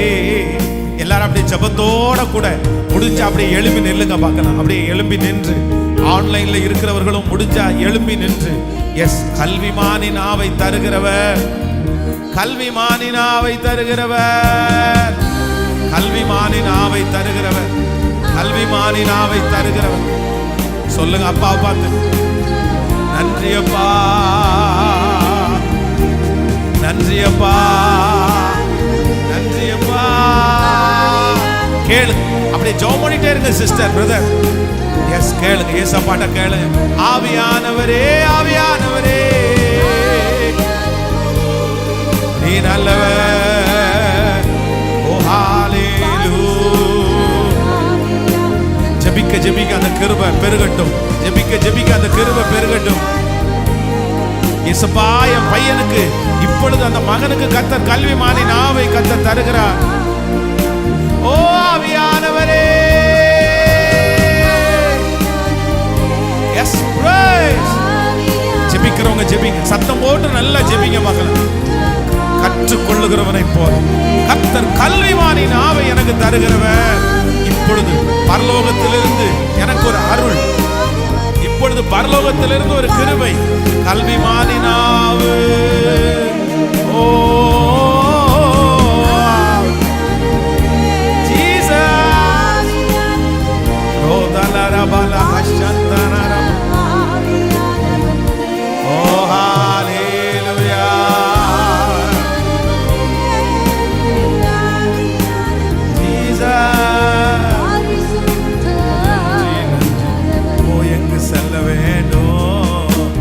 எங்கு செல்ல வேண்டும், என்ன சொல்ல வேண்டும், வழி நடத்தும் ஆவியானவரே. அப்பா, என்ன சொல்ல வேண்டும், வழி நடத்தும் ஆவியானவரே. உங்க விருப்பம் இல்லாத, உன் விருப்பம் இல்லாத இடங்களுக்கு செல்லாம் தடுத்து நிறுத்தும் ஆவியானவரே. உன் விருப்பம் இல்லாத செல்லாமல் தடுத்து நிறுத்தும் ஆவியானவர். இப்ப முடிஞ்சவங்க கைய மேல தூக்கி சொல்லுங்க பார்க்கலாம். எஸ், கொஞ்சம் சத்தமா முழு பலத்தோட. இந்த புதிதாய் போட்டிருக்கிற இந்த கூடாரம் கர்த்தருடைய பிரசன்னத்தினால நிரம்பட்டும். கர்த்தருடைய மகிமையினால நிரம்புற அளவுக்கு சத்தமா. இது தேவனுடைய காயங்களை ஆற்றுகிற இடமா, காயங்களை ஆற்றுகிற இடமா.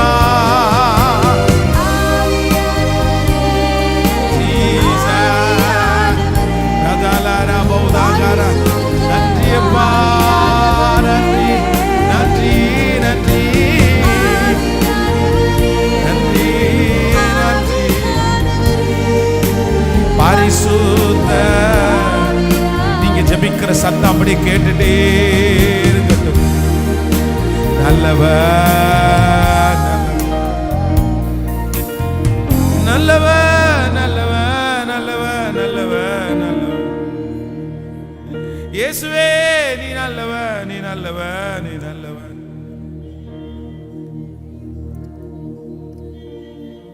இயேசுவே நீ நல்லவன், இயேசுவே நீ நல்லவன். ஜெபிக்க ஜெபிக்க அந்த கிருபை பெருகட்டும். அப்படியே கொஞ்சம் சத்தம் போட்டு அப்படியே ஜெபம் பண்ணிட்டே இருங்க, பார்க்கலாம். நன்றி அப்பா, நன்றி அப்பா, நன்றி அப்பா, நன்றி அப்பா.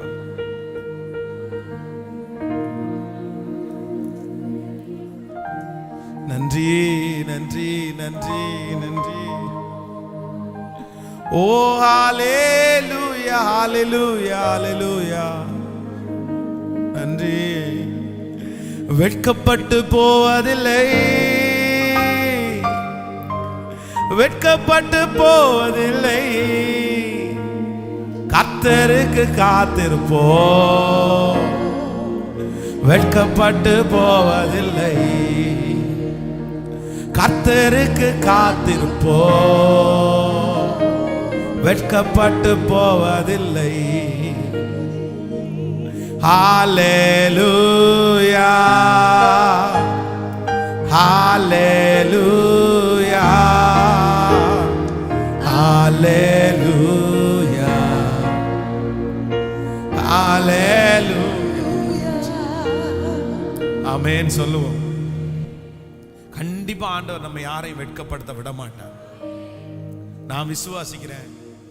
இந்த ஃபாஸ்டிங் பிரேயருக்கு பிற்பாடு, அதுவும் இந்த 2023வது வருஷத்துல ஆண்டவர் நமக்கு ஒரு பெரிய இரக்கம் பாராட்டுறாரு. கல்விமானின் நாவு, கல்விமானின் நாவு. கல்வி நமக்கு மட்டும் இல்ல, நம்முடைய பிள்ளைகள் எல்லாருக்கும் கல்விமானின் நாவு. ஆமென் சொல்லுவோம். அப்படி நின்றுட்டே நீங்க கேளுங்க. ஒரு சம்பவத்தை, ஒரு ஆச்சரியமான ஒரு சம்பவம் உண்மையிலே எனக்கு அவ்வளவு மகிழ்ச்சியா இருந்துச்சு. உங்களுக்கு ஷேர் பண்ணியிருக்கேன்னு நினைக்கிறேன். ஒரு ஹோட்டலில் வந்து சாப்பிடுவதற்காக போகும்போது பார்த்தீங்க அப்படின்னா, அந்த ஹோட்டலில் நான் சாப்பிட்டு இருக்கும்போது எனக்கு எதிராக சாப்பிட்டு இருந்தவருடைய ஒரு சாப்பாட்டில் ஒரு சின்ன இந்த பின்னூசி இருக்குது பாருங்களா, இந்த ஸ்டாப்லர் பின் அடிக்கிறோம்ல, அந்த பின்னூசி பின்னு ஒன்று இருக்குது. அப்படின்னா அந்த கவரை ஏதோ பிரிக்கும் போது பார்த்தீங்கன்னா இந்த சோம்பு இதெல்லாம் பார்த்தீங்கன்னா அந்த பின் அடிச்சு தான் வரும், இந்த சின்ன சின்ன பைட்டு. அந்த மாதிரி இப்போ அடித்ததில் ஏதோ தெரியல, அதை கிழிக்கும் போது அந்த பின் வந்து சாப்பாட்டுக்குள்ளே விழுந்துருக்குது. கரெக்டாக அவருக்கு அந்த அந்த இதில் தான், அதான் ஒரு சாப்பாடில் கிடச்சிச்சு. எடுத்து வச்சிட்டார், ஒரு ஃபோட்டோ எடுத்துட்டார். அப்போது வேலைக்காரன் அது சாப்பிட்ற அந்த அந்த சர்வ் பண்ணுறவர் வராரு. வந்து என்னப்பா பின்னூசி எல்லாம் கிடக்குது, இது வயிற்றுக்குள்ளே போனால் என்ன ஆறுது அப்படின்னு கேட்குறாரு. கேட்டோன்னா அவன் அந்த அந்த மனுஷனோட கிராமத்தில் இருந்து வந்திருக்கவன் போல் தெரியுது. சார் என்ன சார் இது ஒரு சின்ன பின்னூசி தானே சார், ஒன்றும் பண்ணாதுட்டான். சர்ன்னு கோவம் வந்துச்சு அவருக்கு. என்ன பின்னூசி தானா, இப்போ பாடுறா உன் ஹோட்டலை நான் திவாலாக்குறேன், இழுத்து மூடுறான் அப்படின்னு சொல்லிட்டு கத்த ஆரம்பிச்சிட்டார். அங்கேருந்து ஓனர் ஓடி வந்தார். வந்து சார் என்ன சார் அப்படின்னு கேட்டார். இதை பாருங்க இந்த மாதிரி பின்னூசி அப்படின்னு இவன் என்னமோ பேசினான். அப்படின்னு உடனே யோசிக்கவே இல்லை, அடுத்த second sir sir sorry sorry சாரின்னு சொல்லிட்டு அந்த இலையை அவரே எடுத்து கிளியர் பண்ணி எடுத்து அதில் போட்டு அகைன் ஒரு வாழை இலை ஓடி போய் எடுத்துகிட்டு வந்து தலை வாழை அப்படியே அவருக்கு போட்டு தண்ணியை தெளித்து சாப்பாடை போட்டுட்டு ஒரு 6-7 வெரைட்டி எக்ஸ்ட்ரா சிக்கன் தனியாக கொத்து கறி அதெல்லாம் கொண்டு வந்து அப்படியே வச்சுட்டாரு பாருங்க. ஃபுல்லாக வச்சுட்டு, சார் இன்னைக்கு நீங்கள் சாப்பிட்ற எதுக்குமே நீங்கள் சாப்பாடு தர வேணாம், காசு தர வேணாம் சார், நீங்கள் நல்லா சாப்பிட்டு போங்க, சாரி சார் இந்த தப்பு நடக்காமல் நாங்கள் பார்த்துக்குறோம். அவ்வளோதான்.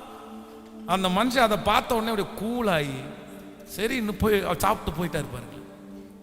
எப்படி பாருங்களேன், நம்மளா இருந்தால் அட போ நீ சாப்பிட்டு தான் நான் கொடுப்பேன், நான் வந்து ஹோட்டல் நடத்துகிறேன், ஒன்றை விட்டு ஆள் இல்லைன்றோம். அவ்வளோதான், அவன் போய் பேரை கெடுத்து விட்டுருப்பான். அதனால் கல்விமானின் நாவு அப்படின்றது ரொம்ப அவசியமான ஒன்று.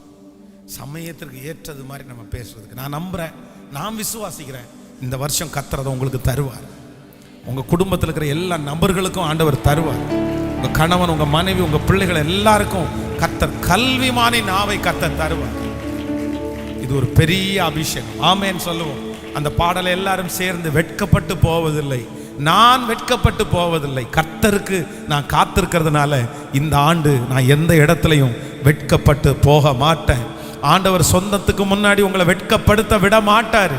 மற்ற ஜனங்களுக்கு முன்னாடி ஆண்டவர் உங்களை வெட்கப்படுத்த விட மாட்டாரு. உங்க பிள்ளைகளை கர்த்தர் வெட்கப்படுத்த விட மாட்டாரு. இது தேவன் உங்களுக்கு பாராட்டுகிற பெரிய கிருபையா இருக்கட்டும். ஹalleluya. கரங்களை தட்டி ஆமென். எல்லாரும் கரங்களை தட்டி, பின்னாடி இருக்கிறவர்கள் வரைக்கும் கரங்களை தட்டி praise the Lord Jesus.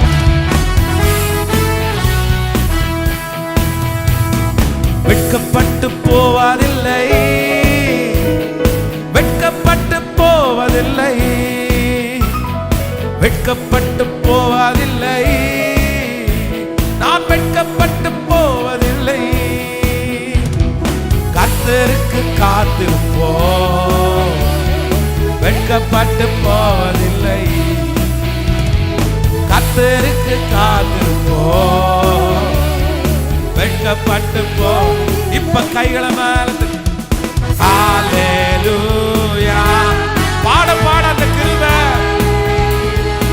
2023வது வருஷம் நீங்கள் வெட்கப்பட்டு போவதில்லை. என் ஜனங்கள் ஒருபோதும் வெட்கப்பட்டு போவதில்லை. ஹalleluya, ஹalleluya, ஹalleluya, ஹalleluya, ஹalleluya. ஓ ஹalleluya. நீதி நியாயங்கள் மறைக்கப்பட்டு உனக்கு அநியாயம் நேர்ந்தாலும், வீணான பழி சுமத்தி உன்னை இழிவாக பேசினாலும், நீதி நியாயங்கள் மறைக்கப்பட்டு உனக்கு அநியாயம் நேர்ந்தாலும், வீணான பழி சுமத்தி உன்னை இழிவாக பேசினாலும்,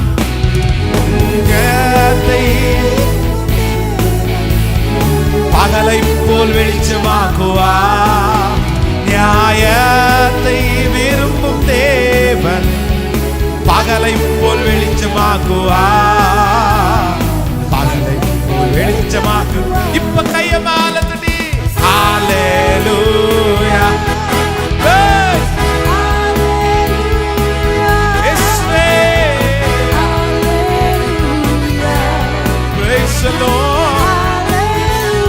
கரங்களை தட்டிக்கொண்டே ஆண்டவரே, இந்த வார்த்தையை அறிக்கை செய்ய செய்ய செய்ய praise the Lord. நன்றியப்பா சொல்லிக்கொண்டே ஹalleluya. நன்றி ஆண்டவரே. இயேசுவே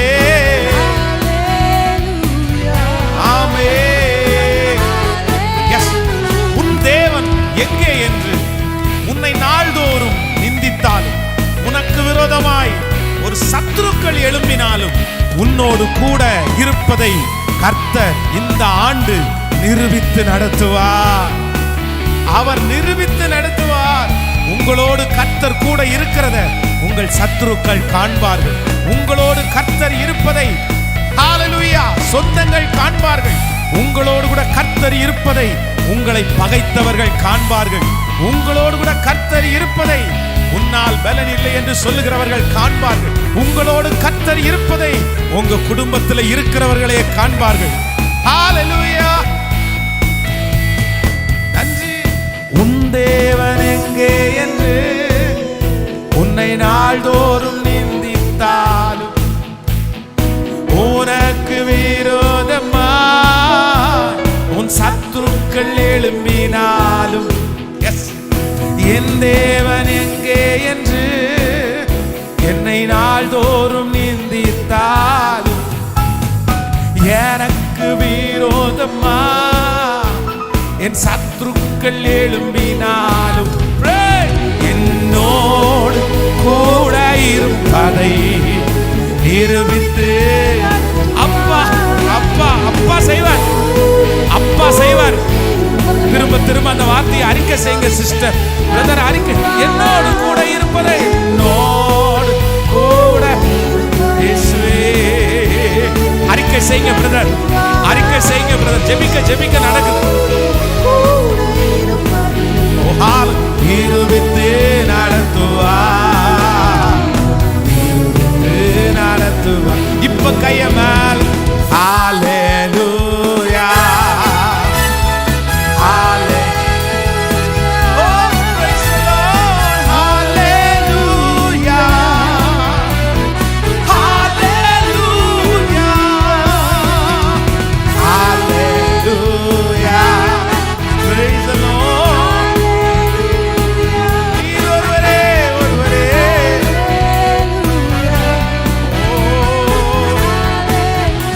சொல்ல ஹalleluya ஹalleluya.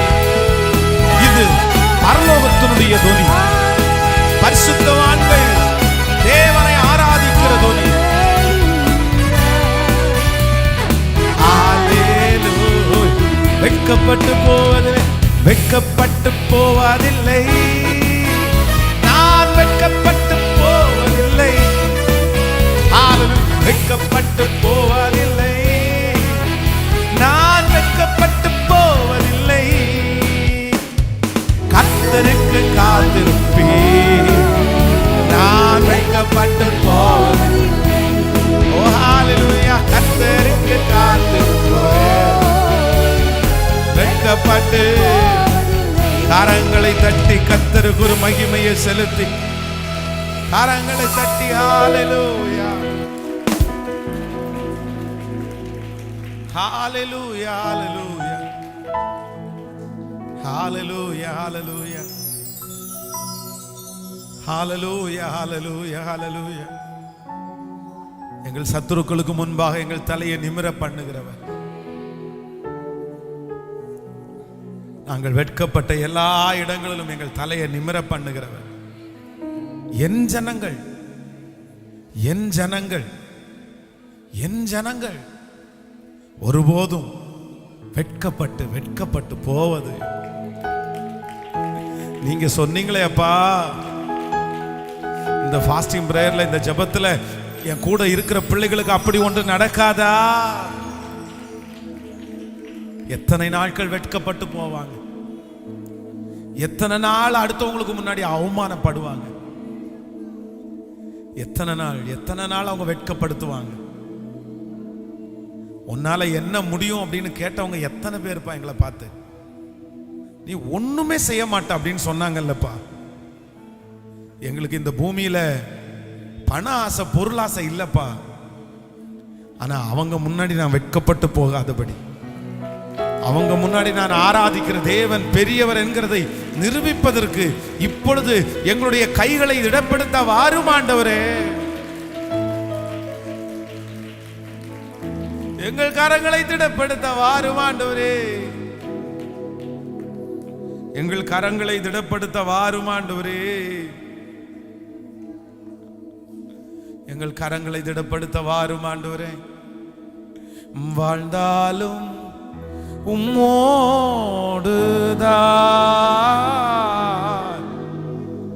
மரித்தாலும் உம்மோடுதான். மனசார சொல்லுங்க, நான் வாழ்ந்தாலும் உம்மோடுதான், நான் மரித்தாலும் உம்மோடுதான். உமக்காகத்தானே நான் வாழ்கிறேன், உம்மை தானே நேசிக்கிறேன். உமக்காகத்தானே நான் வாழ்கிறேன், உம்மை தானே நேசிக்கிறேன். வாழ்ந்தாலும் இயேசுவுக்கா, மரித்தாலும் இயேசுவுக்கா. சொல்லுவோம், வாழ்ந்தாலும் உம்மோடுதான்,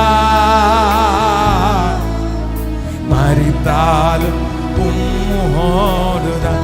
திரும்ப திரும்ப அந்த வார்த்தை, வாழ்ந்தாலும், நான் வாழ்ந்தாலும் இயேசுக்கா மரித்தாலும் நான் வாழ்ந்தாலும் உம்மோடுதான் மரித்தாலும் இப்ப எல்லாரும் கேட்கலாம் ஆத்துமா தாகத்தை ஆத்துமா பாரத்தை தாருமையா அபிஷேகத்தால் என்னை நிரப்புமையா ஆத்துமா தாகத்தை தாருமையா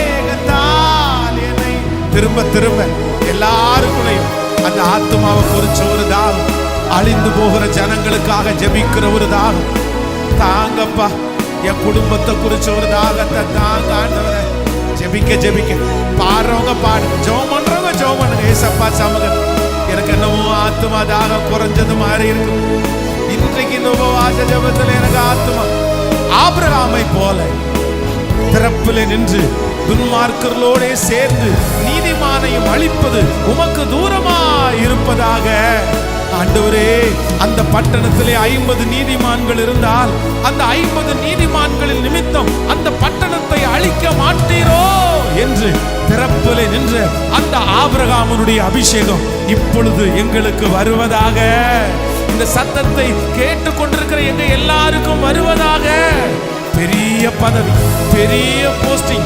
ராஜாவுக்கு பானபாத்திரக்காரனா இருந்த அந்த நெகேமியா அலங்கம் இடிக்கப்பட்ட செய்தி ஜனங்கள் கஷ்டப்படுகிற அந்த செய்தியை காதுல கேட்ட உடனே ஒரு ஆத்துமா தாகம் அவனுக்குள்ளே வந்து நான் போகிறேன் நான் கர்த்தருக்காக செய்வேன் என்று ஒரு ஆத்துமா தாகம் அவனுக்கு வந்ததே அதே ஆத்துமா தாகம் இப்பொழுது இந்த சத்தத்தை கேட்டுக் கொண்டிருக்கிற எங்களுக்கு அந்த ஆத்துமா தாகம் வருவதாக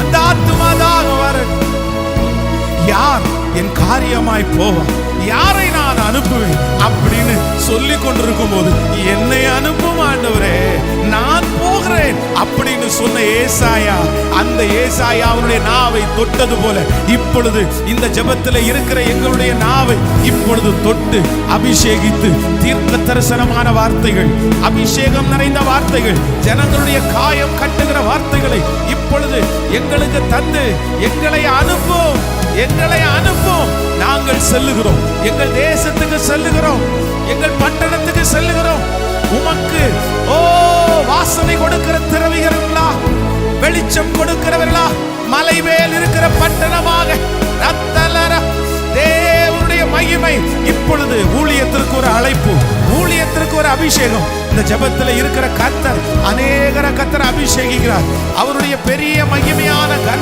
கனமான ஊழியத்திற்கு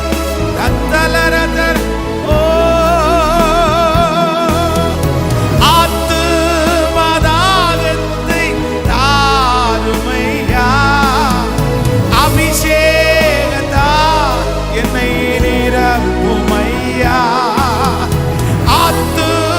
ஆத்துமதாகத்தை தாருமையா அபிஷேகத்தா வாழ்ந்தாலும் உம்மோடுதான்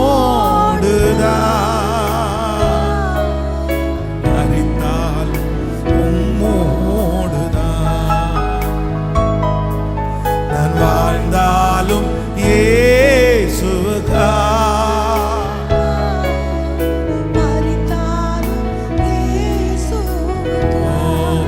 நான் வாழ்ந்தாலும் உம்மோடுதான் மரித்தாலும் உம்மோடுதான் நான் வாழ்ந்தாலும் இயேசுக்கா மரித்தாலும் இயேசு நான் வாழ்ந்தாலும் நான் மரித்தாலும் உம்மோடு நான் வாழ்ந்தாலும் உம்மோடு நான் மரித்தாலும் உம்மோடு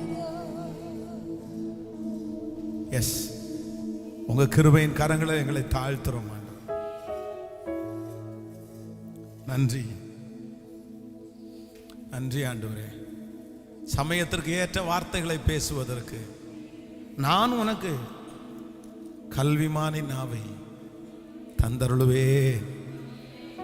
எங்க குடும்பத்தை நடத்த, எங்கள் பிள்ளைகளை நடத்த, எங்களுடைய பிசினஸை நல்ல முறையில் கட்டி எழுப்ப, எங்களுடைய வருமானத்தை பெருக பண்ண கல்விமானின் நாவு உங்க கரங்களில் எங்களை முழுவதுமாய் தாழ்த்துகிறோம். இயேசுவின் மூலம் ஜெபம் எடுக்கிறோம் நல்ல பிதாவே, ஆமேன். கருவோம். ஹல்லேலூயா, ஆமேன். நீங்கள் யோபு புஸ்தகத்தில் 42ஆம் அதிகாரத்தில் 7வது வசனத்தை வாசிப்பீர்களானால், கர்த்தர் இந்த வார்த்தைகளை யோபுவோட பேசின பின் கர்த்தர் தேமானியானாயின எலிப்பாசை நோக்கி, உன்மேலும் உன் 2 சிநேகிதர் மேலும் எனக்கு கோபம் மூழ்கிறது. என் தாசனாகிய யோபு பேசினது போல் நீங்கள் என்னை குறித்து நிதானமாய் பேசவில்லை. எல்லாம் சேர்ந்து வாசிக்கலாமா?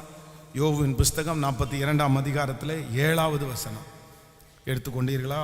671வது பாடல் பக்கம் எடுத்துக்கொள்ள. ஆகையால் கர்த்தர் இந்த வார்த்தைகளை யோபுவோட பேசின பின் கர்த்தர் தேமானியனாகிய எலிப்பாசை நோக்கி, உன்மேலும் உன் 2 சிநேகிதர் மேலும் எனக்கு கோபம் மூழ்கிறது.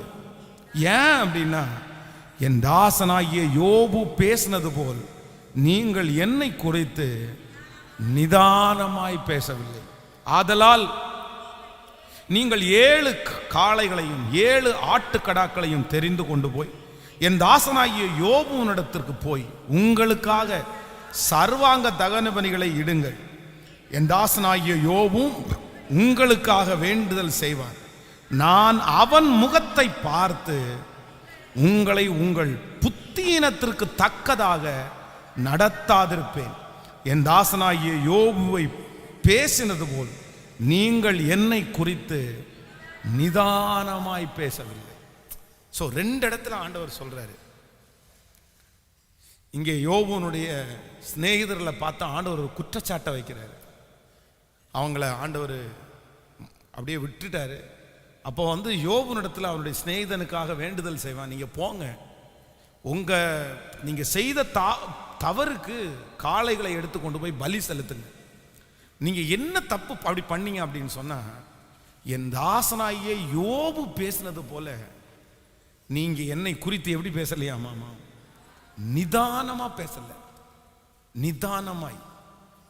ஸோ நிதானமாக பேசாததெல்லாம், அவசரப்பட்டு பேசுனதெல்லாம் ஒரு தப்பா அப்படின்னு கேட்டால், கர்த்தர் ஒரு இடத்துல இல்லை 2 இடத்துல சொல்கிறாரு. ஆமாப்பா, நீ என்ன கோபம் வந்தாலும், என்ன வருத்தம் இருந்தாலும், எவ்வளவு நஷ்டம் இருந்தாலும், எவ்வளவு வலியில் துடிச்சாலும் உங்கள் பேச்சில் என்ன இருக்கணுமா மாமா? நிதானம் இருக்கணுமா? இப்போ யோபுனுடைய வலி ரொம்ப அதிகமாக இருக்குது. அவனுடைய சரீரத்தில் முழுக்க புண்ணு ஓட்டை எடுத்து சொரிந்து கொண்டே இருக்கிறார். அது ரொம்ப கஷ்டமான ஒன்று. இப்போ அந்த நோயெல்லாம் வர்றதில்லை. ஃபஸ்ட்டெல்லாம் பார்த்தீங்கன்னா இந்த சிரங்கு அப்படின்னு சொல்லுவாங்க. உச்சம் தலையிலிருந்து சிலருக்கு உள்ளங்கால் வரைக்குமே ஃபுல்லாக அதான் கொடிய பரு சிரங்கு. அப்படியே காலில் நிறைய கிராமத்தில் எல்லாம் பார்த்தீங்க அப்படின்னு சொன்னால், ஆற்றுல போய் இந்த காலை 2ஐயும் உள்ளே வச்சிருவோம். அந்த மீன் என்ன பண்ணுவோம்னா, மீன் கடித்தா அது ட்ரீட்மெண்ட் அப்படின்னு சொல்லுவாங்க. அது கடித்தா அந்த புண்ணில் உள்ள அசுத்தெல்லாம் எடுக்கும் அப்படின்னு சொல்லுவாங்க. அதெல்லாம் அப்படியே ஜீவனே போகிற மாதிரி வலிக்கும். அப்படியே பிச்சு பிச்சு அவ்வளோ கஷ்டம். அது நைட்டு ரத்தமாக இருக்கும். நம்முடைய பெட்ஷீட்லாம் அவ்வளோ கொடுமையான ஒரு வியாதி, அவ்வளோ வலி. அதுவும் நீதிமானாகிய அவனுக்கு. ஆனால் அவ்வளவு வலியின் மத்தியிலையும் யோபுனுடைய பேச்சு எப்படி வந்துருச்சு அப்படின்னு சொன்னால், நிதானமான பேச்சு வந்துச்சாம். அவசரப்பட்ட ஆண்டவரை திட்டவோ, அவசரப்பட்டு மனைவியை திட்டவோ, அவசரப்பட்டு வேலைக்காரங்களை திட்டவோ, அவசரப்பட்டு சொந்தக்காரங்களை திட்டவோ இல்லை. அப்போ ஆண்டவருக்கு யோபுக்கு ரொம்ப அட்ராக்ஷன் பிடிச்சது என்ன அப்படின்னா, சரி இவ்வளவு வலியிலையும் என் பையன் இப்படி நிதானமாக பேச முடியுமா? நம்ம நிறைய பேர் வலி அதிகமாகும் போது பேசாமல் ஊசி போட்டு என்ன கொன்றுங்களேன், இப்படி அறகுறையா என்னை கொல்றதுக்கு ஒரே நாளில் கொல்றேன்ல ஆண்டவரே, நான் நிம்மதியாக அங்கேயாவது வந்து சேர்ந்துருப்பேனே, எதுக்கு என்ன நீ உயிரோட இப்படி வச்சிருக்கிறீ? கொஞ்சம் கொஞ்சம் அணுவா நீ என்னை கொல்றதுக்கு ஒரே நாளில் கொல்லலாம்ல. நம்ம வந்து நிதானம் இல்லாமல் பேசிடுவோம். ஆனால் இன்னைக்கு ஒரு தீர்மானத்தோடு நீங்கள் போங்க. உங்களுடைய வழியில் நீங்கள் எப்படி பேசணும் அப்படின்னா நிதானமாக இருக்கும். பக்கத்தில் இருக்கிற கையை பிடிச்சி சொல்லுங்க, உங்களுடைய வழியில் நீங்கள் நிதானமாக பேசணும். அப்போ ஆண்டவர் அதில் என்ன பண்ணுவார் அப்படின்னா மகிமைப்பட்டு, இதுவும் நீங்கள் தேமானியனாகிய எலிப்பாசும் அவனுடைய கூட இருந்த நண்பர்களும் பேசினதெல்லாம் நீங்கள் ஃபர்ஸ்ட்லேருந்து வாசித்து பார்த்தீங்க அப்படின்னு சொன்னால், அவங்க ஆண்டவரை எந்த இடத்துலையுமே திட்டியிருக்க மாட்டாங்க. யாரை தான் திட்டியிருப்பாங்க? யோபுவான் தான் திட்டியிருப்பாங்க. என்னடா காரணம் இல்லாமல் ஆண்டவர் ஒன்று இப்படி பண்ணியிருப்பாரா? நீ அப்படி பண்ணியிருப்ப, நீ பெருமை பிடிச்சி அலைஞ்சிருப்ப, உனக்கு வந்து அப்படி பண்ணியிருக்கோம், நீ பணம் வரும்போது எப்படியெல்லாம் நடந்த அப்படின்னா அவனை குறித்து ஒரு மனுஷன் கஷ்டப்படுறான்னு தெரிஞ்ச உடனே ஏன் கஷ்டப்படுறான், எதுக்கு கஷ்டப்படுறான், அவனுடைய பின்னணி என்னன்னு தெரியாமலே இவங்க என்ன பண்ணாட்டாங்கன்னா ஆண்டவரை உயர்த்துறேன்ற பேர் வழியில் அவனை ரொம்ப டேமேஜ் பண்ணிட்டாங்க. சிலர் அப்படிதான், சில காரியத்தை சிலரை உயர்த்துறோன்ற பேர் வழியில் சிலரை டேமேஜ் பண்ணி விட்டுருவாங்க. அப்படி நிதானமே இல்லாமல் நீ அப்படி பண்ணியிருப்ப, அப்படி வந்திருக்கும். யாரையுமே ஜட்ஜ் பண்ணக்கூடிய பவர் நம்மகிட்ட இல்லை. பக்கத்தில் இருக்கிற கையை பிடிச்சி சொல்லுங்க, யாரையுமே நியாயம் தீர்க்கக்கூடாது. சொல்லுங்க, நல்ல கையை கொடுத்து சொல்லுங்க, நியாயம் தீர்க்கக்கூடாது. சில நேரத்தில் நம்ம எல்லாம் பார்த்தீங்கன்னா நல்லா ஓஹோன்னு இருந்தால் தான் நமக்கு கடவுள் அவன் கூட இருக்கிற மாதிரியே தோணும். ஆனால் யோபு மாதிரி சோதனையில் இருந்தால் அவன் கூட கடவுள் இருந்தால் ஏன்டா அப்படி நடக்குது அப்படின்னு தான் கேட்போம். நமக்கு கடவுள் இருந்தாலே நம்ம என்ன இருக்கணும், ஓஹோன்னு இருக்கணும் அப்படின்னு. யோசேப்போடும் கர்த்தர் இருந்தார், அவன் எங்கே உட்காந்துருந்தான்? கேட்கல, சத்தமா சொல்லுங்க. தாவீதோடு கர்த்தர் இருந்தார், அவன் எங்கே உட்காந்துருந்தான்? சிங்க கபியில, வனாந்தரத்தில். அப்போ கர்த்தர் நம்மோட கூட இருக்கிறதுனால நமக்கு கஷ்டமே வராதுன்றது வந்து சரியான சத்தியம் அல்ல. நம்ம அப்படி ஜட்ஜ் நானும் அப்படி தான் நினைப்பேன். சர்ச்சில் எத்தனையோ வேலை நடக்கும்போது அந்த வேலை நல்லா வந்தாதான் என்ன சொல்லுவாங்க, அந்த வேலை நல்லா வந்துச்சுன்னா கர்த்தர் பாஸ்டரோட இருக்காரியா. ஆனால் ஏதாவது ஒரு சொதப்பல் ஆயிடுச்சு, எனக்கு அப்பவே தெரியும் கொஞ்சம் ஜெப குறைவு தான் போல தெரியுது. ஆமாம், இது பொதுவாதுக்கு மட்டும் இல்லை, நம்ம எல்லாருமே மாறி மாறி யாராவது ஒருத்தர் பண்ணோன்னா உடனே அவங்கள அதை தான் குற்றப்படுத்தும். இல்லை நீ அப்படி இருப்ப, இப்படி இருப்ப, நீ கொஞ்சம் மாறு, நீ கொஞ்சம் பெருமைப்படுறது மாதிரி எனக்கு தோணுது, நீ கொஞ்சம் என்ன ஃபஸ்ட்டு மாதிரி இல்லை, நீ ஊழியத்தை எல்லாம் விட்டுட்ட, அதனால தான் உனக்கு இப்படி வந்துருச்சு. இவங்க பாட்டுக்கு எதையா ஆண்டவர் எதுக்கோ பண்ணியிருப்பாரு, ஆனால் நம்ம எதுக்கோ பேசிகிட்டு இருப்போம். நிறைய பேர் பேசுறீங்களா இல்லையா? சிலரை பார்த்தோன்னே பேசுவோம், நீ கொஞ்சம் அந்த பழைய ஊழியத்தை எல்லாம் செய்யணும் பிரதர், ஏன்னா நீ அதனால தான் என்ன பண்ணிட்டு இருக்கிற இப்படி இருக்க. ஆனால் அவங்க அன்னைக்கு வெளிப்பிரகாரமாக ஊழியம் செஞ்சுருப்பாங்க, இன்னைக்கு உள்ளுக்குள்ளே இருந்து யாருக்கும் தெரியாமல் செஞ்சுருப்பாங்க. ஆனால் இவங்களுக்கு அது என்ன பண்ணாது, தெரியாது. ஆனால் இவங்க என்ன ஜட்ஜ் பண்ணிடுவாங்க, இல்லை நீ அன்னைக்கு மாதிரி இல்லை, நீ சர்ச்சுக்கெல்லாம் முன்னாடியே வரணும் சரியா, நீ கூட்டுறதில்லை சரியா, நீ ஜெபம் பண்ணுறதில்ல சரியா. இல்லை, ஒன்று நினைத்து கொள்ளுங்கள், நம்ம அவங்களுடைய வாழ்க்கையில் நடக்கிறதை வைத்து நம்ம யாருமே என்ன பண்ணிட முடியாதுன்னா ஒரு ஒரு ஒரு ஒரு தீர்மானத்துக்கு, ஒரு ஜட்ஜ்மெண்ட்டுக்கு நம்ம வந்துடவே முடியாது. சில வாலிப பசங்களை பார்த்தீங்க அப்படின்னு சொன்னால், வெளியில் பார்த்தீங்க அப்படின்னா அவன் சர்ச்சுக்கு வர மாதிரியே தெரியாது, ஜெபிக்கிற மாதிரியே தெரியாது, பைபிள் வாசிக்கிற மாதிரியே தெரியாது. ஆனால் அவ்வளவு ஆண்டவருக்குள்ளே இருப்பான், அவ்வளவு கத்தரோட பேசிட்டு இருப்பான். ஆனால் வெளியில் நம்மகிட்ட என்ன வேணும் பண்ண மாட்டான்.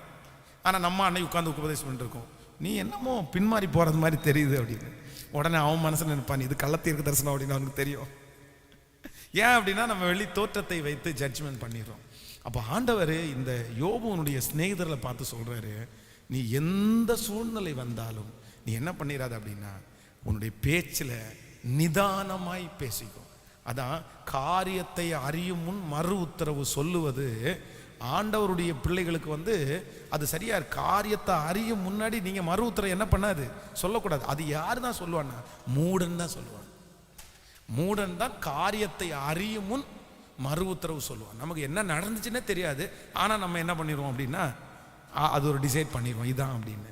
ஸோ நம்பர் 2, ரெண்டாவதாக நம்ம வார்த்தையில் எதில் நம்ம ஜெபிக்கணும் அப்படின்னா, கல்விமானின் நாவு அப்படின்றது எது அப்படின்னு சொன்னால் நம்பர் 2, காரியத்தை அறியும் ஜட்ஜ்மெண்ட் பண்ணாதது தான் ஞானமான ஒரு மறு உத்தரவு. ஹல்லேலூயா. கைகளை அசைத்து ஒரு ஹல்லேலூயா. எதையுமே நம்ம என்ன பண்ணணும் அப்படின்னு சொன்னா, என்ன நடக்குது அப்படின்னு பார்த்து, அதான் சொல்லுவாங்கல்ல, கண்ணால் காண்பதும் காதால் கேட்பதும் எதுதான் மெய்யாமா தீர விசாரிப்பது. உலகத்தில் ஏதாவது ஒரு பிரச்சனை நடந்துச்சுன்னா ஃபஸ்ட்டு போலீஸ் சர்ச் பண்ணுவாங்க. அவங்களால முடியாத உடனே யார்கிட்ட கொடுப்பாங்க? சிஐடி போலீஸ்கிட்ட கொடுப்பாங்க. இந்த சிஐடி போலீஸ் என்ன பண்ணுவாங்கன்னு நினைக்கிறீங்க? சிஐடிட்ட அந்த அந்த கேஸ் போயிடுச்சு அப்படின்னா 6 மாசத்துல 1 வருஷத்துல கூட அந்த தீராது. அவங்க டைம் எடுத்துக்குவாங்க, 2 வருஷம் 3 வருஷம் அந்த மாதிரி டைம் எடுத்துக்குவாங்க. ஆனா 2 வருஷம் 3 வருஷம் டைம் எடுத்தாலும் அவங்க ஜட்ஜ்மெண்ட் எப்படி இருக்கும் அப்படின்னா கரெக்டா இருக்கும். அவங்க சரியான ஒரு நபரை மட்டும்தான் தண்டிக்கணும்னு நினைப்பாங்க. என்ன பண்ணுவாங்கன்னா, அந்த அந்த கேஸ் அவங்க கையில் கொடுத்ததுக்கு அப்புறம் 25-30 கோணத்தில் அதை விசாரிப்பாங்க. இப்படி இருக்குமா, இப்படி இருக்குமா, இதா இருக்குமா, விசாரிச்சு கடைசியில் இதுதான் அப்படின்னு கன்ஃபார்ம் ஆனதுக்கு தெரிஞ்சதற்கு பிறகு அவங்க டிக்ளேர் பண்ணுவாங்க இதுதான் குற்றவாளி அப்படின்னு. அப்போ உலகத்தில் இருக்கிற அந்த மனிதர்களே அவ்வளோ ஞானமாக இருக்கும்போது நம்ம காரியத்தை அறியும் கண்டிப்பாக மறு உத்தரவு என்ன பண்ணக்கூடாதுன்னா, ஜட்ஜ்மெண்ட் என்ன பண்ணிடக்கூடாதுன்னா பண்ணிடும். உங்கள் வாயை திறந்து யாராவது ஒருத்தருக்கு தீமை நடக்கும்போது நீ இப்படி செஞ்சதுனால தான் இது நடக்குது அப்படின்ற ஒரு ஜட்ஜ்மெண்ட்டை நீங்கள் என்ன பண்ணக்கூடாது? பக்கத்தில் இருக்கிற கையை பிடிச்சி சொல்லுங்க, ஜட்ஜ்மெண்ட் பண்ணாதீங்கன்னு சொல்லுங்க, தீர்ப்பு சொல்லாதீங்கன்னு சொல்லுங்க. நல்லா சொல்லுங்க, தீர்ப்பு சொல்லாதீங்க. ஆமாம், அது நம்ம வேலை. நியாயம் தீர்க்கிறவர் யார் அப்படின்னா கர்த்தர் தான் நியாயம் தீர்க்கிறவர். ஒரு மனுஷனுடைய வாழ்க்கையில் எது நடந்தாலும் நான் உங்களுக்காக ஜெபிக்கிறேன் பிரதர், நான் உங்களுக்காக ஜெபிக்கிறேன் சிஸ்டர், ஒரு வேளை நீங்கள் ஜெபத்தில் ஏதாவது குறைவாக இருந்தால் நீங்கள் வேணால் கொஞ்சம் ஜெபம் பண்ணிக்கிங்க, இல்லை சொல்லுங்கள் உங்களுடைய ஆவிக்குரிய வாழ்க்கை ஏதாவது நான் வேணா உங்களுக்காக ஜெபம் பண்ணுறேன் அப்படின்னு தான் சொல்லணுமே தவிர, நீங்களா அவங்களுக்கு நடக்கிற தீமையை வச்சு ஒரு ஜட்ஜ்மெண்ட் பண்ணி நீ இந்த மாதிரி பண்ணுன, நீ இந்த மாதிரி பண்ண, அதனால தான் உனக்கு இந்த தீமை வந்திருக்குன்றத நீங்கள் சொல்லாதபடிக்கு ஆண்டவர் உங்களை காத்துக்கணும். சிலருக்கு அப்படி தான், ஒரு 10 வருஷம் 5 வருஷம் ஊழியத்துக்கு அந்த சர்ச்சில் வந்தோடனே கொஞ்சம் ஊழியம் செஞ்ச உடனே தாறுமாறாக பேச ஆரம்பிச்சிடாங்க, என்னமோ அவங்க தான் ரொம்ப அப்படின்னு. அதுவும் சில இடத்துல போய் பார்த்தீங்கன்னா சிலரை அடிமையாக வச்சுக்குங்கிறாங்க. எப்படி தான் அடிமையாக வச்சுக்கிறான்னு தெரில. நீ இப்படி போனேன்னா சாபம் உனக்கு, நீ எனக்கு ஒரு நம்ம திருச்சபையில் இருக்கிற ஒரு அம்மா ஒரு சிஸ்டருக்கு அடிமையாகவே இருந்தாங்க. அந்த சிஸ்டருடைய வீட்டில் ஃப்ரிட்ஜு ஒரு நாள் போச்சு. ஃபோன் பண்ணி நான் நிறைய ஜெபம் பண்ணிட்டு இருந்தேன், கர்த்தர் உங்களை தான் எனக்கு காமிச்சார், என்னுடைய ஃப்ரிட்ஜு நாசமாக போச்சு, நீங்கள் வாங்கி வச்சுருங்க அப்படின்னு. ஏற்கனவே இவங்க கடனில் இருக்காங்க. இவங்க சிஸ்டர் இப்போ அப்படின்னு, நீங்கள் வாங்கி வைக்கலைன்னா அப்புறம் தெரியாது என்ன தண்டனை வருமோ அதை நீ வாங்கிக்கிங்க. இந்த சிஸ்டர் அடித்து புரண்டு ஃப்ரிட்ஜ் கடைக்கு ஓடி போய் ஒரு ஃப்ரிட்ஜை ஆர்டர் பண்ணி கொண்டு போய் இறக்கிட்டாங்க. அடுத்து அவங்க வீட்டில் வாஷிங் மிஷின் பிரச்சனை அப்படின்னு. இந்த மாதிரி ரெகுலராக எத்தனையோ பொருட்களை வாங்கிட்டாங்க அவங்க. ஒரு நாள் நான் போய் இருக்கும்போது ரொம்ப துக்கமாக, கடன் மூடிச்சு. உங்களுக்கு இந்த கடன் எல்லாம் எப்படி வந்துருச்சு? எல்லாத்துலேயுமே லோன், எதையுமே வாங்கலை, எல்லாமே லோன். ஃப்ரிட்ஜ் எங்கன்னு கேட்டால் அது அவங்க வீட்டில் இருக்குது, வாஷிங் மிஷின் கேட்டால் அது அங்கே வீட்டில் இருக்குது, சைக்கிள் எங்கன்னு கேட்டால் அது அங்கே வீட்டில் இருக்குது. எல்லாமே இவங்க இஎம்ஐ கட்டிட்டு இருக்காங்க, எல்லாம் இன்னொருத்தருக்கு யூஸ் பண்ணுறாங்க. என்ன ஏன் இப்படி பண்ணுறீங்க அப்படின்னு கேட்டால், இல்லை பாஸ்டர் அவங்க சாபம் போடுறாங்க, அவங்க எனக்கு கர்த்தர் சொன்னார்னு சொல்கிறாங்க. நான் எப்படி இப்படியும் வடிகட்டின முட்டாளுங்க இருப்பாங்களா? ஏங்க ஒருத்தங்க இப்படி சொன்ன உடனே கர்த்தர் சொன்னார் எனக்கு ஏரோப்ளைன் வாங்கி கொடுத்தோன்னா வாங்கி கொடுக்க முடியுமா? நம்ம சொல்லுங்க, கர்த்தர் சொன்னார் இதை வாங்கி கொடுன்னு சொன்னா கொடுக்க எப்படி? அப்படி கர்த்தர் அப்படி சொல்லுவார்? ஏன் அடுத்தவங்க பொருளை அடுத்தவன்கிட்ட போய் கேட்கவா சொல்லுவார்? அப்படி உங்களுக்கு இன்னொருத்தருக்கு வாங்கி கொடுக்கணும்னா கர்த்தர் யார் மனசில் பேசுவார்? நம்ம மனசில் போய் இந்த மாதிரி என் மகா கஷ்டப்படுறா, என் மகன் கஷ்டப்படுறா, நீ பண்ணுன்னு கர்த்தர் சொல்லலாம். அவங்களுக்கு எப்படி சொல்லுவார் உங்கள்கிட்ட சொல்லாமல்? அதற்கு பிறகு அவர்களை மீட்டெடுக்கவே முடியல. இல்லை பாஸ்டர் எனக்கு பயமாக இருக்குது, அவங்க சபிச்சிட்டாங்கன்னா, அவங்க என் குடும்பத்தை நாசமாக போன்னு சொல்லிட்டாங்கன்னா அப்புறம் என் குடும்பம். அவங்க ஜெபம் பண்ணுறவங்க, அவங்க ஜெபம் பண்ணுறோம், எனக்கு அவங்க மேலே நம்பிக்கையே இல்லை. நான் சொன்னேன், நாளானது விளங்க பண்ணும். இன்னும் 1.5 வருஷத்துக்குள்ளே நீங்கள் வேணால் பாருங்கள், அவங்க உண்மையாக தேவனோட நடக்கிறவங்களா இல்லையான்றதை கர்த்தர் காண்பிப்பார். அவங்க பார்த்தீங்க அப்படின்னா இந்த ஜுவல்லெல்லாம் கலட்டி அப்போது அதுக்கு பார்த்தீங்கன்னா காதில் கழுத்தில் எதுவும் போடாமல் அவ்வளோ எதுவுமே தங்கத்து மேலெல்லாம் எனக்கு ஆசை இல்லை, கர்த்தர் என்ன கழட்ட சொன்னார் அப்படின்னு தான் பண்ணாங்க. திடீர்னு 1.5 வருஷம் தாண்டி பார்த்தா எல்லாத்தையும் திருப்பி போட்டுக்கிட்டாங்க. எல்லாத்தையும் திருப்பி போட்டு அப்படியே பெரிய குண்டனெல்லாம் போட்டு வந்துட்டு இருக்கிறாங்க. அது பாட்டுக்கு செங் செங் செங்னு ஆடிட்டு இருக்குது. அப்படின்னு என்னன்னா அடையாளமே கண்டுபிடிக்க முடியல.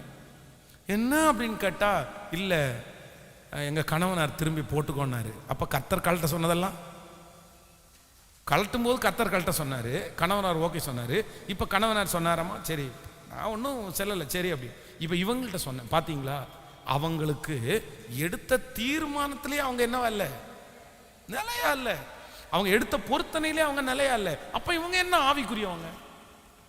ஆவிக்குரிய சர்ச்சுக்கு போய் ஊழியம் செஞ்சுட்டு இருந்தாங்க. அந்த சர்ச்சை அப்படியே விட்டுட்டு அப்படியே சர்ச்சுக்கு போகாம அப்புறம் இப்போ வந்து ஒரு சிஎஸ்ஐ திருச்சபைக்கு அவங்க போயிட்டு இருக்காங்க. திருச்சபை எதுனா ஒன்றும் பிரச்சனை இல்லை சொல்றேன், அந்த திருச்சபைக்கு போயிட்டு இருக்காங்க. அப்போ இவங்களை நம்பி நீங்க பயப்பட்டதெல்லாம் உங்களால அவங்களுக்கு வாஷிங் மிஷின் ஃப்ரிட்ஜும் கிடைச்சிச்சு, கர்த்தருக்கு ஸ்தோத்திரம். ஆமே. அதனால ரொம்ப ஜாக்கிரதையா இருக்கணும். நீ இந்த உலகத்துல இருக்கிற ஆண்டவருடைய பிள்ளைகள் பயப்படுவதற்கு, அதுவும் ஸ்பிரிச்சுவல் அப்படின்னு சொன்னாலே சிலர் அப்படியே சுருண்டுறாங்க. ஆவிக்குரிய வாழ்க்கைனாலே உடனே மயங்கிடுறாங்க. பையன் ஒரு நாள் சொல்ல வேண்டாம், நான் இன்னைக்கு ஒரு 3 மணி நேரம் தேவனோட சஞ்சரிச்சிருப்பேன்னு சொன்னா போதும், அவ்வளவுதான். அவனுக்கு பிரியாணி என்ன, அவனுக்கு பொரோட்டா என்ன, அவனுக்கு முட்டை என்ன, என் பையன் தேவனோட நடந்துட்டான். இல்லை அம்மாங்களுக்கு அது சந்தோஷம் இருக்கும், அந்த சந்தோஷம் நமக்கு வேணும். ஆனால் நான் ஒன்று நம்புறேன், என்னன்னா இந்த ஆவிக்குரிய விஷயத்தில் ஏமாத்துறதுக்கு நீங்கள் என்ன பண்ணக்கூடாது. நான் கண்ணை மூடிட்டு இருக்கும்போது ஏதோ ஒன்று கருப்பாக பார்த்தேன், ஒல்லியா ஒன்று பார்த்தேன், வெள்ளையா ஒன்று பார்த்தேன், மேலே என்னமோ பொட்டணம் கட்டி மஞ்சள் கலரில் வச்சுருக்கிறது மாதிரி பார்த்தேன், ஒரு கயிறை பார்த்தேன், ஒரு பாம்பை பார்த்தேன், ஒரு பல்லியை பார்த்தேன். என்னத்தை தான் நீ பார்க்கல? சரி இத்தனையா பார்த்தியே, ஏதாவது ஒன்றாவது கூட.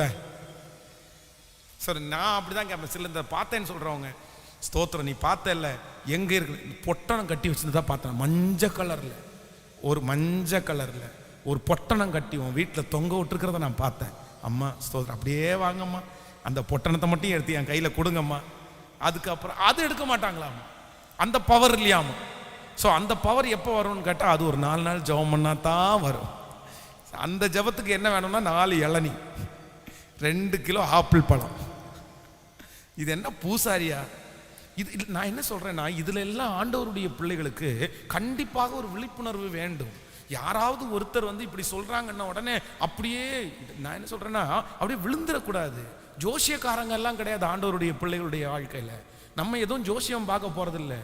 நான் என்ன நம்புறேன்னா, உங்களுக்கு வருகிற ஆபத்தை இன்னொருத்தருக்கு சொல்லுகிறதுக்கு முன்பாக ஆண்டவர் கண்டிப்பா உங்களை எச்சரிப்பாரு. அதனால இதுக்கு என்ன, இது ஏன் அப்படின்னா, இது உங்களால தான் உண்டாகிறது. ஏன்னா எல்லாரையும் கூப்பிடுறது, வர்றவங்க போறவங்க எல்லார்ட்டையும் தலையை கொண்டு போய் கொடுத்துறது, ஜெபம் பண்ணுங்க அப்படின்னு. நான் சொல்றேன், ஊழியக்காரர்கள் உங்களை ஆசீர்வதிக்கிறது எனக்கு பிடிக்கும், ஆசீர்வதிக்கட்டும், நல்லா ஜெபம் ஜெபம் பண்ணுங்க. பரிசுத்தவான்கள் உங்களுக்காக ஜெபிப்பது, தலை மேல கை வச்சு ஜெபிக்கிறது ஆசீர்வாதம். ஆனா ஒரு ஞானமா செயல்படுங்க.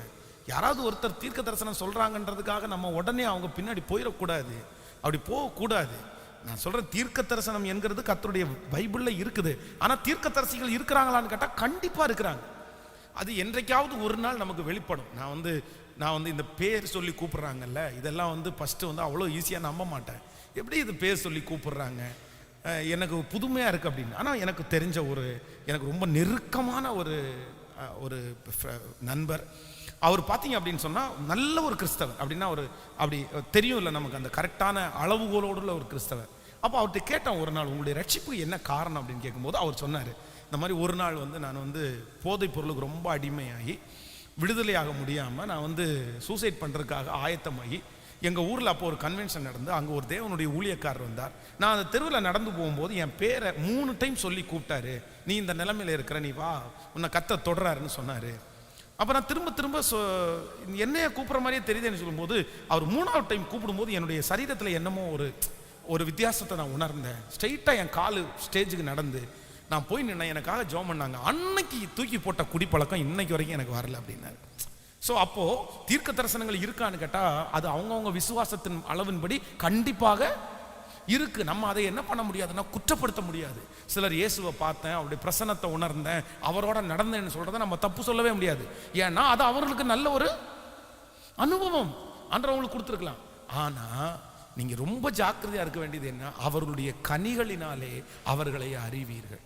கனி இல்லாத ஒரு பர்சன், குடும்பத்தை சரியா நடத்தாத ஒரு பர்சன், ஒரு தாழ்மை இல்லாத அப்படிப்பட்ட ஒருத்தர் வந்து எனக்கு அப்படி இருக்கு இப்படி இருக்குன்னு சொன்னா, நீங்க ஒரு காலம் என்ன பண்ணிடக்கூடாதுன்னா, நம்பிடவே கூடாது. ஆமேன்னு சொல்லுங்கள். ஸோ நம்பர் 2, இரண்டாவதாக நம்ம ஜெபிக்க வேண்டியது, ஆண்டவரே என்னை எப்படி பேச வையும் அப்படின்னா நிதானமாய் சொல்லுங்க. உங்க தலை மேல கையை வச்சு சொல்லுங்க, நான் நிதானமாய் சொல்லுங்க. இது ஒரு அபிஷேகத்தை ஆண்டவர் உங்களுக்கு தரட்டும். என் மனைவியினிடத்துல நிதானமா நான் பேசணும், என் கணவனிடத்துல நான் நிதானமா பேசணும், என் பிள்ளைகளிடத்துல நான் நிதானமாய். ஒவ்வொருத்தரும் ஆன்லைன்ல இருக்கிற கர்த்தருடைய பிள்ளைங்க கூட நீங்க ஜெபம் பண்ணுங்க, ஆண்டவரே நிதானமாய். யோபுனுடைய ஸ்நேகிதர்களை நீ குற்றப்படுத்துனீங்களே, ஐயோ நீ என்னுடைய யோபு பேசினது போல நிதானமா பேசலையாப்பா. அவ்வளோ பெரிய வியாதியிலையும் அவன் நிதானமா பேசினானே, அந்த சூழ்நிலையில் அவன் நிதானமா பேசினானே. ஹல்லேலூயா. அத்தனை வெறுப்பின் மத்தியில் அவன் நிதானமாய் பேசினானே. அப்பா, இப்பொழுது நாங்கள் எல்லாரும் ஜெபிக்கிறோம், இந்த யோபுவை போல எங்களுடைய எல்லா சூழ்நிலைகளிலும் நாங்கள் நிதானமாய், ஹல்லேலூயா, நிதானமாய் நிதானமாய் நிதானமாய். எங்களுக்கு தூரமா இருக்கு ஆண்டவரே, நாங்க அவசரப்பட்டு வாயை விட்டுறோம் ஆண்டவரே, அவசரப்பட்டு கத்திடுறோம் ஆண்டவரே. ஆனா இப்போ நாங்க ஆண்டவரே உங்க சமூகத்துல விழுறோம். அந்த நிதானமான ஒரு பேச்சுக்கு கிருபை எங்களுக்கு தருவீராக. நன்றி ஆண்டவரே, நன்றி நன்றி அப்பா. ஆமென். ஆண்டவர் உங்களை ஆசீர்வதிப்பார். கைகளை அசைத்து ஒரு ஹல்லேலூயா சொல்லலாம். ஸோ இன்றைக்கு நமக்கு ஆண்டவர் கொடுத்த வார்த்தை வந்து குடும்ப சமாதானத்திற்கு ரொம்ப தேவையான ஒன்று என்ன அப்படின்னா, கர்த்தர் இன்னைக்கு பேசினாரு, கல்விமானின் நாவு. ஆமாம், இது ஒரு பெரிய அபிஷேகம். நீங்கள் வீட்டில் போய் நீங்கள் உட்காந்து டெய்லி அடுத்த வாரத்தில் கர்த்தருக்கு வருகை தாமதிச்சுன்னா கண்டிப்பாக அடுத்த சண்டே இந்த கர்த்தர் வார்த்தையை கொடுக்க குடும்ப சமாதானத்திற்காக உங்கள்கிட்ட பேசிகிட்டே இருக்கிறேன். இந்த 2023 ஆண்டவர் நம்முடைய குடும்பத்தில் ஒரு நதியை போல ஒரு பெரிய சமாதானத்தை கர்த்தர் தரணும். அப்படியே சஞ்சலமெல்லாம் மாறி எல்லாத்துலேயும் கர்த்தர் பெர்ஃபெக்ட் ஆக்கணும். கண்டிப்பாக கர்த்தர் நடத்துவார்னு நான் நம்புகிறேன். இந்த ஜெபத்துக்கு தவறாமல் கலந்துக்கொள்ளுங்க. ஆன்லைனில் இருக்கிறவங்களும் தவறாமல் இந்த வெள்ளிக்கிழமை ஃபாஸ்டிங் ப்ரேயருக்கு கலந்துக்குங்க. ஆண்டவர் பெரிய அற்புதம் செய்வார். விசேஷமாய் ஒரு சில ஜெப விண்ணப்பத்திற்காக நான் உங்களுக்காக ஜெபம் பண்ணி நம்ம வந்து இதை முடிக்க போகிறோம். ஃபஸ்ட்டு நம்ம என்ன ஜெபிக்க போகிறோம்னா, இந்த ஆண்டு வந்து கர்த்தர் உங்களுடைய கைகளை ஆசீர்வதிக்கிறதுக்காக நம்ம ஜெபம் பண்ண போகிறோம். ஆமேன்னு சொல்லுங்கள். நான் கடந்த வாரத்தில் பேசினது போல குடும்பத்திற்கு ஆசீர்வாதத்திற்கு மிக அவசியமான ஒன்று என்ன அப்படின்னா, இந்த கை ஆசீர்வதிக்கப்படுறது, நம்முடைய வருமானம் ஆசீர்வதிக்கப்படுகிறது. கடன் இல்லாத ஒரு வாழ்க்கையை இந்த ஜெபத்தில் இருக்கவங்க எல்லாருக்கும் ஆண்டவர் தரணும். உங்கள் கரங்களை ஆண்டவர் நிரம்பி வழிய பண்ணணும். ஏதாவது ஒன்று மனசில் தேவையானது, தேவையில்லாதது வேண்டாம், தேவையான ஒன்றை நீங்கள் வாங்கணும்னு நினைக்கும் போது ஆண்டவர் வந்து கண்டிப்பாக அதை உங்கள் கையில் கர்த்தர் கொண்டு வர பண்ணணும். உங்கள் பிள்ளைகளை கர்த்தர் அந்த ஆசீர்வாதத்துக்கு நேராக நடத்தணும். ஆமேன்னு சொல்லுங்க பார்க்கலாம். எல்லாரும் உங்களுடைய கரங்களை அப்படியே வைங்க பார்க்கலாம். யாபேஸ் தன் சகோதரர்களை பார்க்கலும் அவன் பெரியவனானான். அவனுடைய தாய் அவனை பெற்றெடுக்கும் போது துக்கத்தோடு அவனை பெற்றெடுத்தார்கள்.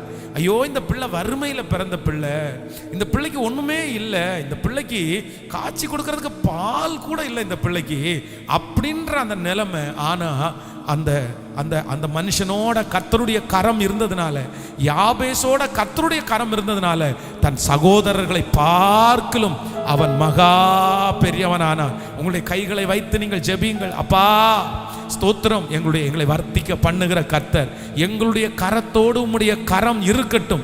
எங்கள் பிள்ளைகளுடைய கரத்தோட நல்ல சத்தமா ஜெபம் பண்ணுங்க. இந்த உபவாச ஜெபத்தில் ஆண்டவர் உங்களை நடத்துவாராக. ஸ்தோத்திரம். என்னுடைய கைகளை கர்த்தர் ஆசீர்வதியும், என் கரங்கள் செய்கிறதெல்லாம் ஆசீர்வதியும், என் கணவனார் செய்கிற சகல காரியங்களையும் ஆசீர்வதியும். ஹல்லேலூயா. என் பிள்ளைகள் செய்கிற சகல காரியங்களையும் கர்த்தர் ஆசீர்வதியும், என்னுடைய தொழிலை கர்த்தர் ஆசீர்வதியும். ஓ, நீயோ அநேகம் ஜாதிகளுக்கு கடன் கொடுப்பாய், கடன் வாங்காதிருப்பாய் என்கிறது என் வாழ்க்கையிலே. ஜெபிக்க ஜெபிக்க அந்த கிருபை உங்களுக்கு பெருகட்டும். அப்பா, அது நடக்கட்டும் சுவாமி. இந்த ஆண்டு ஒரு பெரிய மகிமையை பார்க்கணும்.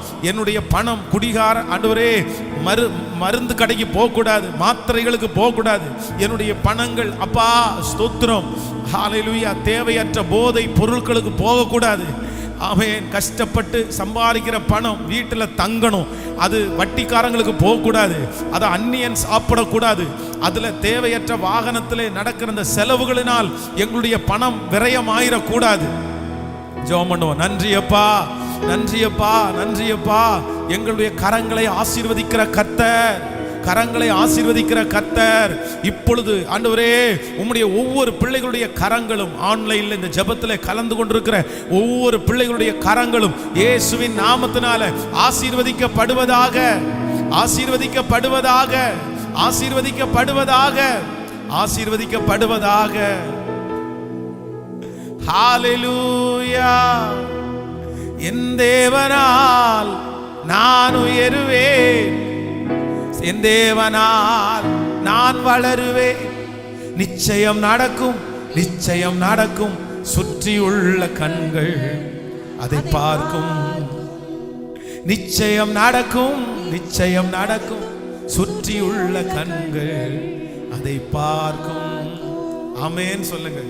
நம்முடைய வெறுமையான கையை நிரம்பி வழிகிற கைகளாய் மாற்றுவதற்கு என் தேவன் உண்மை உள்ளவராய் இருக்கிறார்.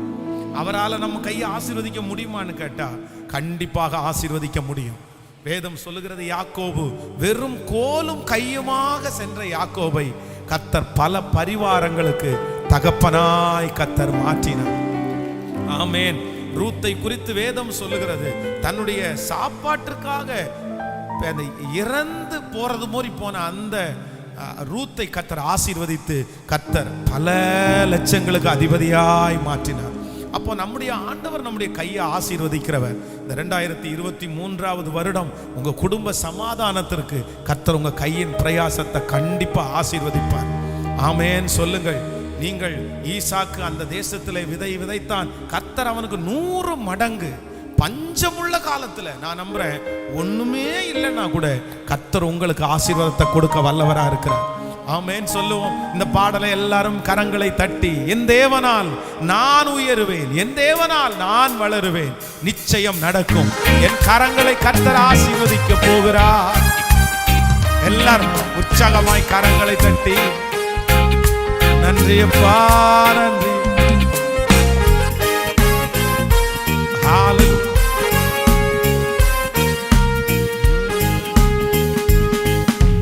முடியாதென்ற போது முடியும் என்றாரே, நான் மனம் தளர்ந்த போது இடம் கொள் என்றாரே. முடியாதென்ற போது முடியும் என்றாரே, நான் மனம் தளர்ந்த போது இடம் கொள் என்றாரே. கர்த்தர் எந்தன் அருகில் நின்று நான் உனக்காயாவும் செய்வேன், உன் தேவை பார்த்து கொள்வேன் என்றாரே. பாடுவோம்.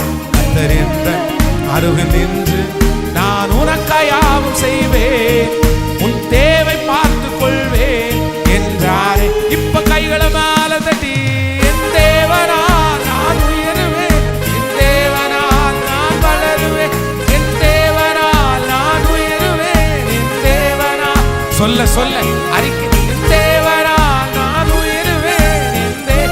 என் மகன், என்னுடைய கணவனால், என்னுடைய மனைவி, என் பிள்ளை கர்த்தரால் ஆசீர்வதிக்கப்பட்டவன். ஓ நிச்சயம் நடக்கும், நிச்சயம் நடக்கும். சுற்றியுள்ள கண்கள் அதை பார்க்கும். நிச்சயம் நடக்கும், நிச்சயம் நடக்கும். சுற்றியுள்ள கண்கள் அதை பார்க்கும். கலங்கி நின்ற போது கலங்காதே என்றாரே, நின்ற போது நான் இருக்கிறேன் என்றாரே. நான் கலங்கி நின்ற போது கலங்காதே என்றாரே, நான் தனித்து நின்ற போது நான் இருக்கிறேன் என்றாரே. கர்த்தர் எந்தன் அருகில் நின்று நான் உனக்காயாவும் செய்வேன், உன் தேவை பார்த்து கொள்வேன் என்றாரே. இந்த வருஷம் நம்முடைய தேவைகளை கர்த்தர் பார்ப்பார், சந்திப்பார். நான் உனக்காயாவும் செய்வேன், உன் தேவை பார்த்து கொள்வேன். இப்ப எல்லாருடைய கைகளை மேல தட்டி, என் தேவனால் நான் உயருவேன், என் தேவனால். எஸ் எஸ் நடக்கட்டும் அப்பா இயேசுவே. அந்த நதி, அந்த அபிஷேகத்துடைய சொல்ல சொல்ல சொல்ல அந்த வார்த்தையை கனப்படுத்தும், விசுவாசத்தை கனப்படுத்தும், கனப்படுத்தும், கனப்படுத்தும், கனப்படுத்தும். மகிமை மகிமை மகிமை மகிமை மகிமை. எங்களுடைய கைகளை ஆசீர்வதிக்கிற கர்த்தர். நீயோ அநேகம் ஜாதிகளுக்கு கடன் கொடுப்பாய், கடன் வாங்காதிருப்பாய். நல்ல வேலை, நல்ல வருமானம், சம்பள உயர்வு இப்பொழுது பரலோகம் சாங்ஷன் பண்ணட்டும், பரலோகம் சாங்ஷன் பண்ணட்டும், அந்த ஆர்டர் சாங்ஷன் பண்ணட்டும், அந்த செழிப்பு சாங்ஷன் பண்ணட்டும். பல நாட்களாய் பாழாய் கிடக்கிறது இயேசுவின் நாமத்தில் இப்பொழுது கட்டப்படுவதாக. அநேக நாட்களாய் இடிந்து போய் கிடக்கிறது இயேசுவின் நாமத்தில் கட்டப்படுவதாக. விழுந்து போய் கிடக்கிற தாவீதின் கூடாரத்தை திரும்ப எடுப்பித்து கட்டி அதனுடைய திறப்புகளை அடைத்து பாழாய் போனதை சீர்படுத்துகிற கர்த்தருடைய கரம், கர்த்தருடைய மகிமையான கரம் இப்பொழுது பாழாய் கிடக்கிற அந்த குடும்பத்தை கட்டட்டும், பாழாய் கிடக்கிற அந்த பிசினஸ் கட்டட்டும், அந்த வருமானத்தை கட்டட்டும். கரங்களை தட்டி ஜெபிக்க ஜெபிக்க ஜெபிக்க. பொறாமைகள், வன்கண்கள், எரிச்சல்கள் இந்த ஆராதனை நேரத்தில் முழுவதும் நிர்மூலமாவதா இயேசுவின் நாமத்தினால், இயேசுவின் நாமத்தினால் அது நிர்மூலமாவதாக. ஹல்லேலூயா. செய்வினைகள் முழுவதும் அற்று போகட்டும், மாந்திரிக கட்டுகள் முழுவதும் உடைந்து போகட்டும். ஸ்தோத்திரம். ஏவல்கள் முழுவதும் இயேசுவின் நாமத்தினால. ஓ நன்றி நன்றி. என் தேவனால் நான் உயருவேன், என் தேவனால் நான் வளருவேன், என் தேவனால் நான் உயருவேன், என் தேவனால் நான் வளருவேன். நிச்சயம் நடக்கும், நிச்சயம் நடக்கும். சுற்றியுள்ள கண்கள் அதை பார்க்கும். நிச்சயம் நடக்கும், நிச்சயம் நடக்கும். சுற்றியுள்ள கண்கள் அதை பார்க்கும். ஹல்லேலூயா. கர்த்தர் சீக்கிரமாய் நம்ம எல்லாருடைய கரங்களையும் கர்த்தர் ஆசீர்வதிக்க போறார். ஆமென் சொல்லலாம். ஹல்லேலூயா. ஃபர்ஸ்ட் இந்த ஊழியம் ஆரம்பித்து இந்த இடத்துல நடத்திட்டு இருக்கும்போது பார்த்தீங்க அப்படின்னா சர்ச்சில் ஒரு ரெண்டு கார், அதுவும் எப்பாவது ஒரு டைம் தான் கொண்டு வருவாங்க. 2 பேர் தான் அந்த கார் வச்சுருப்பாங்க. மற்றவங்க எல்லாருமே வந்து சாதாரணமாக பைக்கில் நடந்து அந்த மாதிரிலாம் வருவாங்க. ஆனால் இன்னைக்கு இப்போ ஒரு சர்வீஸில் அந்த அந்த கணக்கு ஒரு நாள் எவ்வளோ ஒரு சண்டே சர்வீஸ் கார் வருதுன்னா கிட்டத்தட்ட 60 கார் வருது, 60 கார். சார் எவ்வளோ பெரிய ஆள். ஆனால் அந்த ஆசீர்வாதம் தானே இல்லை. ஆமாம். ஃபஸ்ட்டெல்லாம் வந்து 2 வீலருக்கு வந்து பிரதிஷ்டை பண்ணி ஜெபம் பண்ணுறதே ஒரு 3 மாதத்துக்கு ஒரு டைம் அந்த மாதிரி தான் இருக்கும். இப்போ பார்த்தீங்க அப்படின்னு சொன்னால் மாதத்துக்கு ஒரு 2 காராவது பிரதிஷ்டை பண்ணுறேன். நான் நினச்சிட்டு இருக்கிறேன் கர்த்தருக்கு சித்தமானா இதெல்லாம் வேலை முடிச்சதுக்கப்புறம் கார் பிரதிஷ்டை பண்ணுறதுக்குன்னு ஒரு இடம் இருக்கணும். அந்த இடத்த அழகாக பண்ணி அதில் ஒரு ஸ்டிக்கர் நம்மளே ரெடி பண்ணி கொடுத்து அந்த காரை பிரதிஷ்டை பண்ணி ஜெபம் பண்ணி அவங்களுக்கு ஸ்டிக்கர்லாம் ஒட்டி போகும்போது ஒரு பெட்ரோல் அடிக்கிறதுக்கு ஒரு சின்ன டோக்கனும் கொடுத்து அப்படி அனுப்பணும்னு இருக்கிறேன். ஆண்டவர் வருகை தாமதிச்சுன்னா கர்த்தர் அந்த ஆசைகள் எல்லாம் நிறைவேற்றுவார். அப்போ ஆண்டவர் வளர்த்துட்டு தான் இருக்கிறாரு. இன்னும் ஆண்டவர் நம்ம எல்லாரையும் வளர்த்துகிற கர்த்தர். அல்ல நம்ம பெருமைக்காகவோ இல்லைன்னா அந்த நமக்கு எல்லாருக்கும் தெரியும் நம்ம நிர்வாணியாய் தாயின் கற்பத்திலிருந்து பிறந்தோம், நிர்வாணியாய் அவ்விடத்திற்கு. அவ்வளோதான். நம்ம கொண்டு வந்ததும் ஒன்றும் இல்லை, கொண்டு போவதும் ஒன்றும் இல்லை. ஆனால் இந்த உலகத்தில் யார் முன்னாடியும் கையேந்தாத ஒரு வாழ்க்கையை ஆண்டவர் நமக்கு எல்லாருக்கும் தரணும். நிச்சயம் கர்த்தர் தருவார். அதை சுற்றி உள்ள கண்கள் காணப்போகிறது. ஆமென். ஸ்தோத்திரம். அடுத்து நம்ம ஒரு 2-3 ஜெப குறிப்புக்காக மட்டும் ஜெபம் பண்ணி முடிக்க போகிறோம். அடுத்து வந்து நம்முடைய திருச்சபையினுடைய இந்த வேலைகளுக்காக நம்ம ஜெபிக்க போகிறோம். அதான் இப்போ தான் இந்த ஷெட்டு நம்ம போட்டோம். இன்னும் வேலைகள் நிறைய இருக்குது. இது 2ஐயும் ஒன்றா பண்ண போகிறோம், ஒரே ஷெட்டாக பண்ண போகிறோம். அதனுடைய தேவைகளை கர்த்தர் சந்திக்கணும். இங்கே வேலை செய்கிறவங்களுக்கு எல்லாருக்கும் நல்ல பலனை ஆண்டவர் தரணும். வெளியூர்லேருந்து வந்தால் அந்த கிளைமேட்டெல்லாம் அவங்களுக்கு ஒத்துக்கணும், சாப்பாடெல்லாம் அவங்களுக்கு ஒத்துக்கணும், வேலை ரொம்ப கொஞ்சம் சீக்கிரமாக ஆகணும். ஆனால் ஆண்டவருடைய பெரிய தயவு. நேற்றைக்கு பார்த்தீங்க அப்படின்னு சொன்னால் இந்த ஒரு வாரம் பொங்கல் அப்படின்னு நான் அப்படி யோசிக்கலை. எல்லாரும் லீவ் போடுவாங்கன்னு தெரில எனக்கு. நாம் பாட்டுக்கு போன வாரம் ஒரு வேலையை ஆரம்பிச்சுட்டு நான் வெளியூர் சென்னை மீட்டிங் எல்லாம் முடிச்சுட்டு வந்து பார்த்தா அலங்கோலமாக இருக்குது. எந்த இடத்துலையுமே வண்டி எதுவுமே கிடைக்கல. என்ன பண்ண போகிறோன்னே தெரில. அப்படி இது ரொம்ப மோசமாக அலங்கோலமாக இருந்துச்சு. ஆனால் ஆண்டவர் ஒரே நாளில் 10 மணி நேரத்தில் தூதர்களை அனுப்புறது மாதிரி அனுப்பி நம்முடைய சர்ச்சோட தம்பி பிரதர்ஸ் எல்லாரும் ரொம்ப அழகாக அது முடிஞ்சிச்சு. ஸோ அது கொஞ்சம் அப்படி பெருசாக இல்லைனாலும் அது ஒரு பெரிய பாரமாக இருந்துச்சு. அப்போ ஆண்டவர் வந்து தூதர்களை அனுப்பி இந்த வேலைகளெல்லாம் லெகுவாக்கிறணும். வருகிற 12ஆம் தேதி, வருகிற மாதம் 12ஆம் தேதி மாலையில் ஞாயிற்றுக்கிழமை மாலையில் 3 மணிலேருந்து 6:30 மணி வரைக்கும் நம்ம வந்து ஸ்கூல் பிள்ளைகளுடைய எக்ஸாமுக்காக, எதிர்காலத்திற்காக, அவங்க வேலை இந்த மாதிரி இதுக்காக ஸ்பெஷலாக நம்ம ஜெபிக்கிறோம். அதற்கு தேவை செய்தி கொடுக்கறதுக்கு பாஸ்டர் கேப்ரியல் தாமஸ் ராஜியா வராங்க. அதனால உங்கள் சார்பில் கண்டிப்பாக ஒரு 10 பிள்ளைகளாவது நீங்கள் கூட்டிகிட்டு வந்துருங்க. மறந்துடுறது, எல்லாருக்கும் சொல்லுங்கள். எக்ஸாம் எழுத போகிற பிள்ளைங்க, வேலைக்காக ரெடி பண்ணிகிட்டு இருக்க பிள்ளைங்க எல்லாருக்காகவும். அதனால அதுக்குள்ளே நம்ம இதெல்லாத்தையும் கிளியர் பண்ண பெலன் தருவார். அதனால் எல்லாரும் கரங்களை கோர்த்து பிடித்து, ஆண்டவரே இப்போ ஜெபிக்கிறோம், இந்த ஆலயத்தினுடைய வேலைகளெல்லாம் ரொம்ப துரிதமாக முடியட்டும், இதனுடைய தேவை மலை போல இருக்குப்பா, கத்தரதை சந்திக்கிறதுக்கு பலன் தாங்க ஆண்டவரே, கத்தர் ஜனங்களை எழுப்புங்கப்பா சொல்லுங்க. அப்பா ஸ்தோத்திரம் ஸ்தோத்திரம் ஸ்தோத்திரம் ஆண்டவரே. ரொம்ப அழகான ஆண்டவரே, ரொம்ப நல்ல அட்மாஸ்பியர்ல ஆண்டவரே நாங்கள் அப்படியே உள்ள வந்தாலே ஒரு பிரசன்ஸா, ஹல்லேலூயா, எந்த டிஸ்டர்பன்ஸும் இல்லாம ஆண்டவரே நாங்கள் ஆல் நைட் ப்ரேயர் நடத்தணும். ஆண்டவரே மார்னிங் ப்ரேயர் நடத்தணும். இப்போ ஆண்டவரே ஆல் நைட் ப்ரேயர் எங்களால் நடத்த முடியல, மார்னிங் ப்ரேயர் நடத்த முடியல, சவுண்டு வெளியே போயிருமோன்னு யோசிக்கிறோம். இல்லை, அப்படியெல்லாம் இல்லாமல் ஆண்டவர் ரொம்ப அழகாக எந்த கவலையுமே இல்லாமல் நாங்கள் விடுதலையோடு ஆராதிக்கிறதுக்கு கர்த்தர் இந்த சூழ்நிலைகளை எங்களுக்கு வாய்க்க பண்ணுங்கப்பா. அதனுடைய தேவைகளை பரலோகத்திலிருந்து சந்திங்க ஆண்டவரே. அதற்காக உதவி செய்கிற ஒவ்வொரு பிள்ளைகளுடைய கரங்களையும் நீங்கள் ஆசீர்வதிங்க ஆண்டவரே. தினம் தினம் ஆண்டவரே இங்கே வேலை செய்கிற பிள்ளைகளுக்கு ஆகாரம் கொடுத்து தாங்குறாங்களே ஆண்டவரே, இன்னும் பொருட்கள் வாங்கி கொடுத்து தாங்குறாங்களே ஆண்டவரே, இன்னும் ஆண்டவரே அவர்களே சரீரத்தை கொடுத்து வேலை செய்கிறாங்களப்பா. ஒவ்வொரு இந்த ஆலயத்திற்காக உழைக்கிற, கொடுக்கிற, சமைத்து கொடுக்கிற ஆண்டவரே ஒவ்வொரு பிள்ளைகளும் இங்கே இருக்கிற, தூரத்தில் இருக்கிற ஆண்டவரே அவங்க எல்லாருக்கும் கர்த்தர் ஒரு பெருத்த ஆசீர்வாதத்தை நீர் தரப்போகிறதற்காக உமக்கு ஸ்தோத்திரம். நன்றி அப்பா.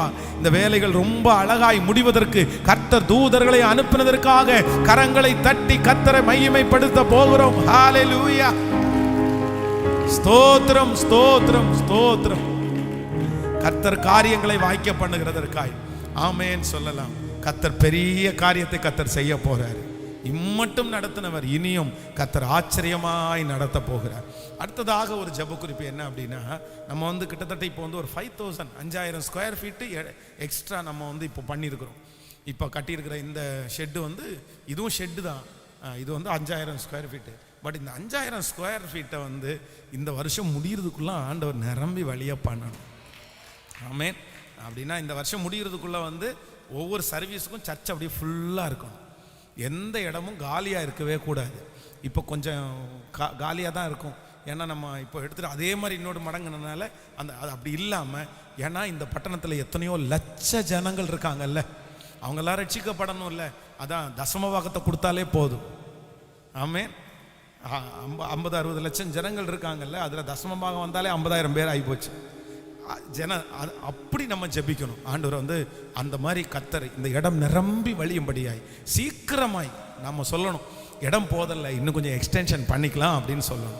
ஆமென் சொல்லுங்கள். எல்லாரும் கரங்களை கோர்த்து பிடித்து, தகப்பனே எங்களுக்கு இந்த அழகான ஷெட்டை நீங்கள் போடுறதற்கு கிருபை பாராட்டுறதற்காக நன்றி, அதற்கு வேண்டிய ஆட்களை தந்ததற்காக நன்றி, அதற்கு வேண்டிய உதவிகளை நீர் அனுப்புனதற்காக நன்றி, எங்களுக்கு நல்ல வாலிப சகோதரர்களை தந்ததற்காக நன்றி ஆண்டவரே, ஆலயத்திற்காக ஜீவனை கொடுத்து உழைக்கிற பிள்ளைகளை தந்ததற்காக ஸ்தோத்திரம் ஆண்டவரே.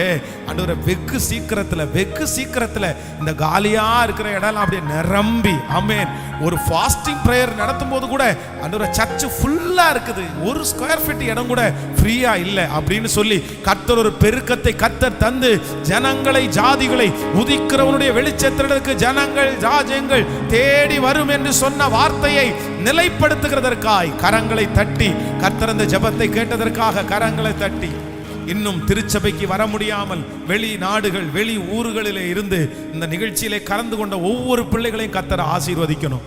கிட்டத்தட்ட 21 நாடுகளில் நம்முடைய கம்ஃபர்ட் சர்ச்சினுடைய ஆராதனை கடந்து போகிறது.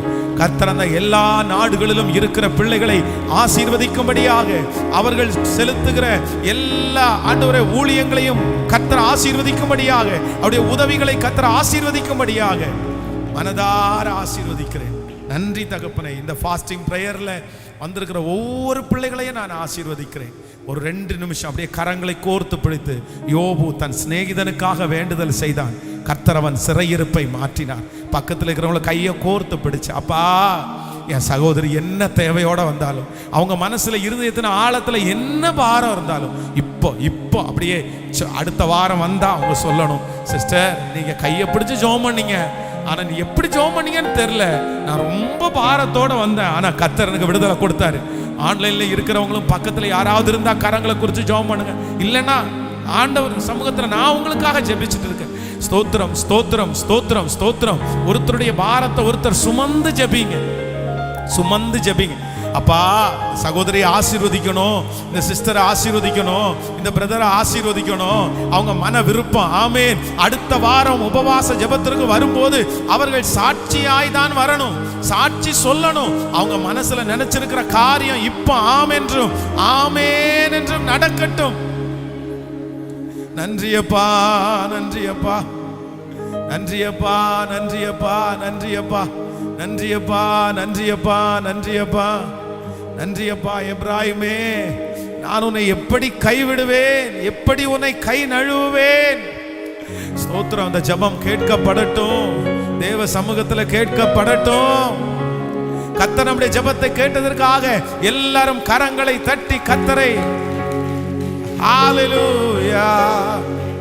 எப்ராயிமே, உன்னை எப்படி கைவிடுவேன், இஸ்ரவேலே உன்னை எப்படி விட்டு கொடுப்பேன்.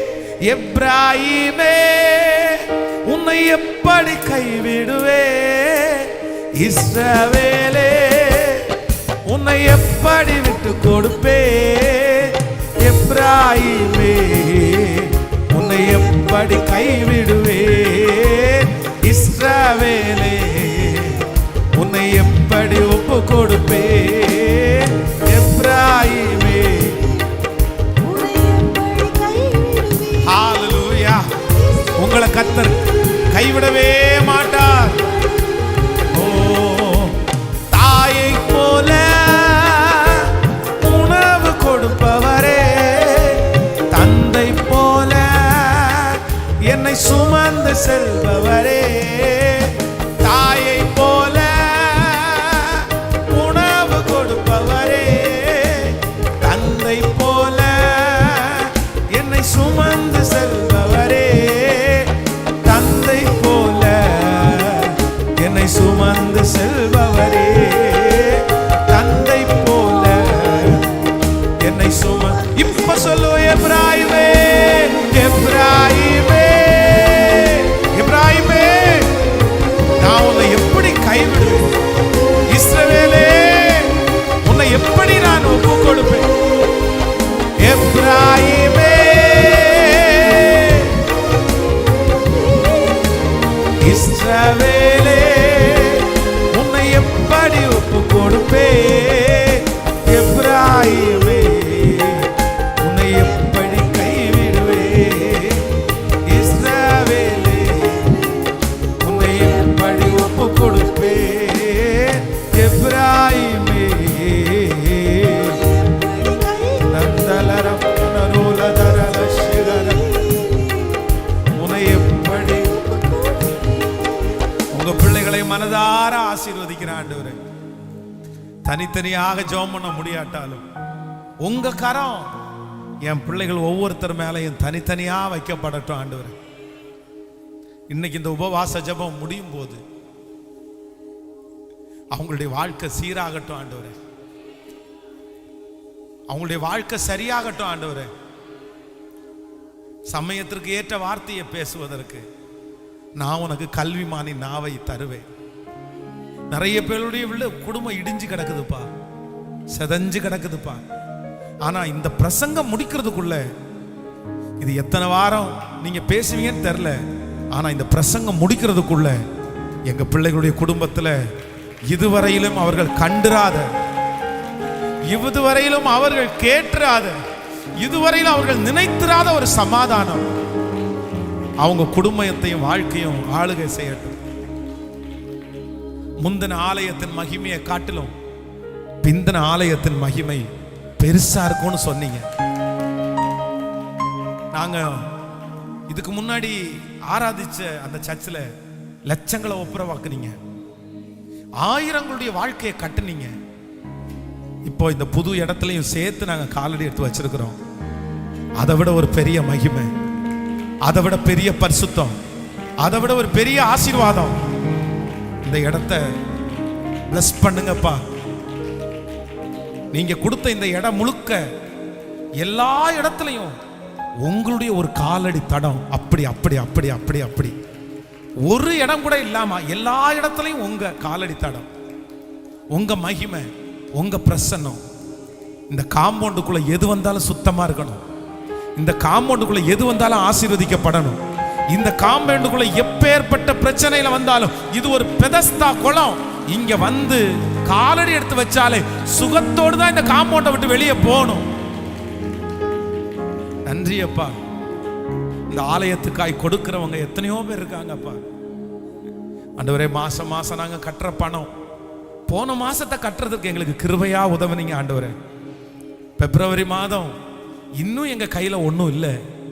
ஆனா காற்றை காண மாட்டேன், மழையை பார்க்க மாட்டேன், உன் வாய்க்கால்கள் தண்ணீரால் நிரப்பப்படும் சொன்னீங்களே அப்பா. வருகிற மாதம் அந்த பணத்தை நாங்கள் கொடுத்துவதற்கு எங்களுக்கு ஒரு உதவியை அனுப்புங்க ஆண்டவரே. மாசம் மாசம் அது ஒரு சிரமம் நாங்க படக்கூடாதுப்பா. உதவி செய்யும். உங்க பிள்ளைகளை ஆசீர்வதிக்கிறேன். புதிதாக இன்றைக்கு வந்திருக்கிற பிள்ளைகளை ஆசீர்வதிக்கிறேன். பிறந்த நாள் திருமண நாளை காண்கிற பிள்ளைகளை ஆசீர்வதிக்கிறேன். வண்டி வாகனம் வாங்கின பிள்ளைகளை ஆசீர்வதிக்கிறேன். தொழில் தொடங்க போற பிள்ளைகளை ஆசீர்வதிக்கிறேன். கிருபை தங்கட்டும். இயேசுவின் மூலம் ஜெபம் எடுக்கிறோம் நல்ல பிதாவே. என் ஆத்துமாவே கர்த்தரை ஸ்தோத்திரி, என் முழுவதுமே பரிசுத்த நாமத்தை ஸ்தோத்திரி. என் ஆத்துமாவே கர்த்தரை ஸ்தோத்திரி. கர்த்தர் செய்த நம்முடைய ஆண்டவராக இயேசு கிறிஸ்துவின் கிருபை, பிதாவாகிய தேவனுடைய அன்பு, பரிசுத்த ஆவியானுடைய அந்யோன்ய ஐக்கியம் நம்மனோடு இன்றும் என்றும் சதா காலம் கூட இருப்பதாக. ஹல்லேலூயா, ஹல்லேலூயா. God bless you. ஆண்டவர் உங்களை ஆசீர்வதிப்பார். கர்த்தர் உங்களோடு கூட இருப்பார்.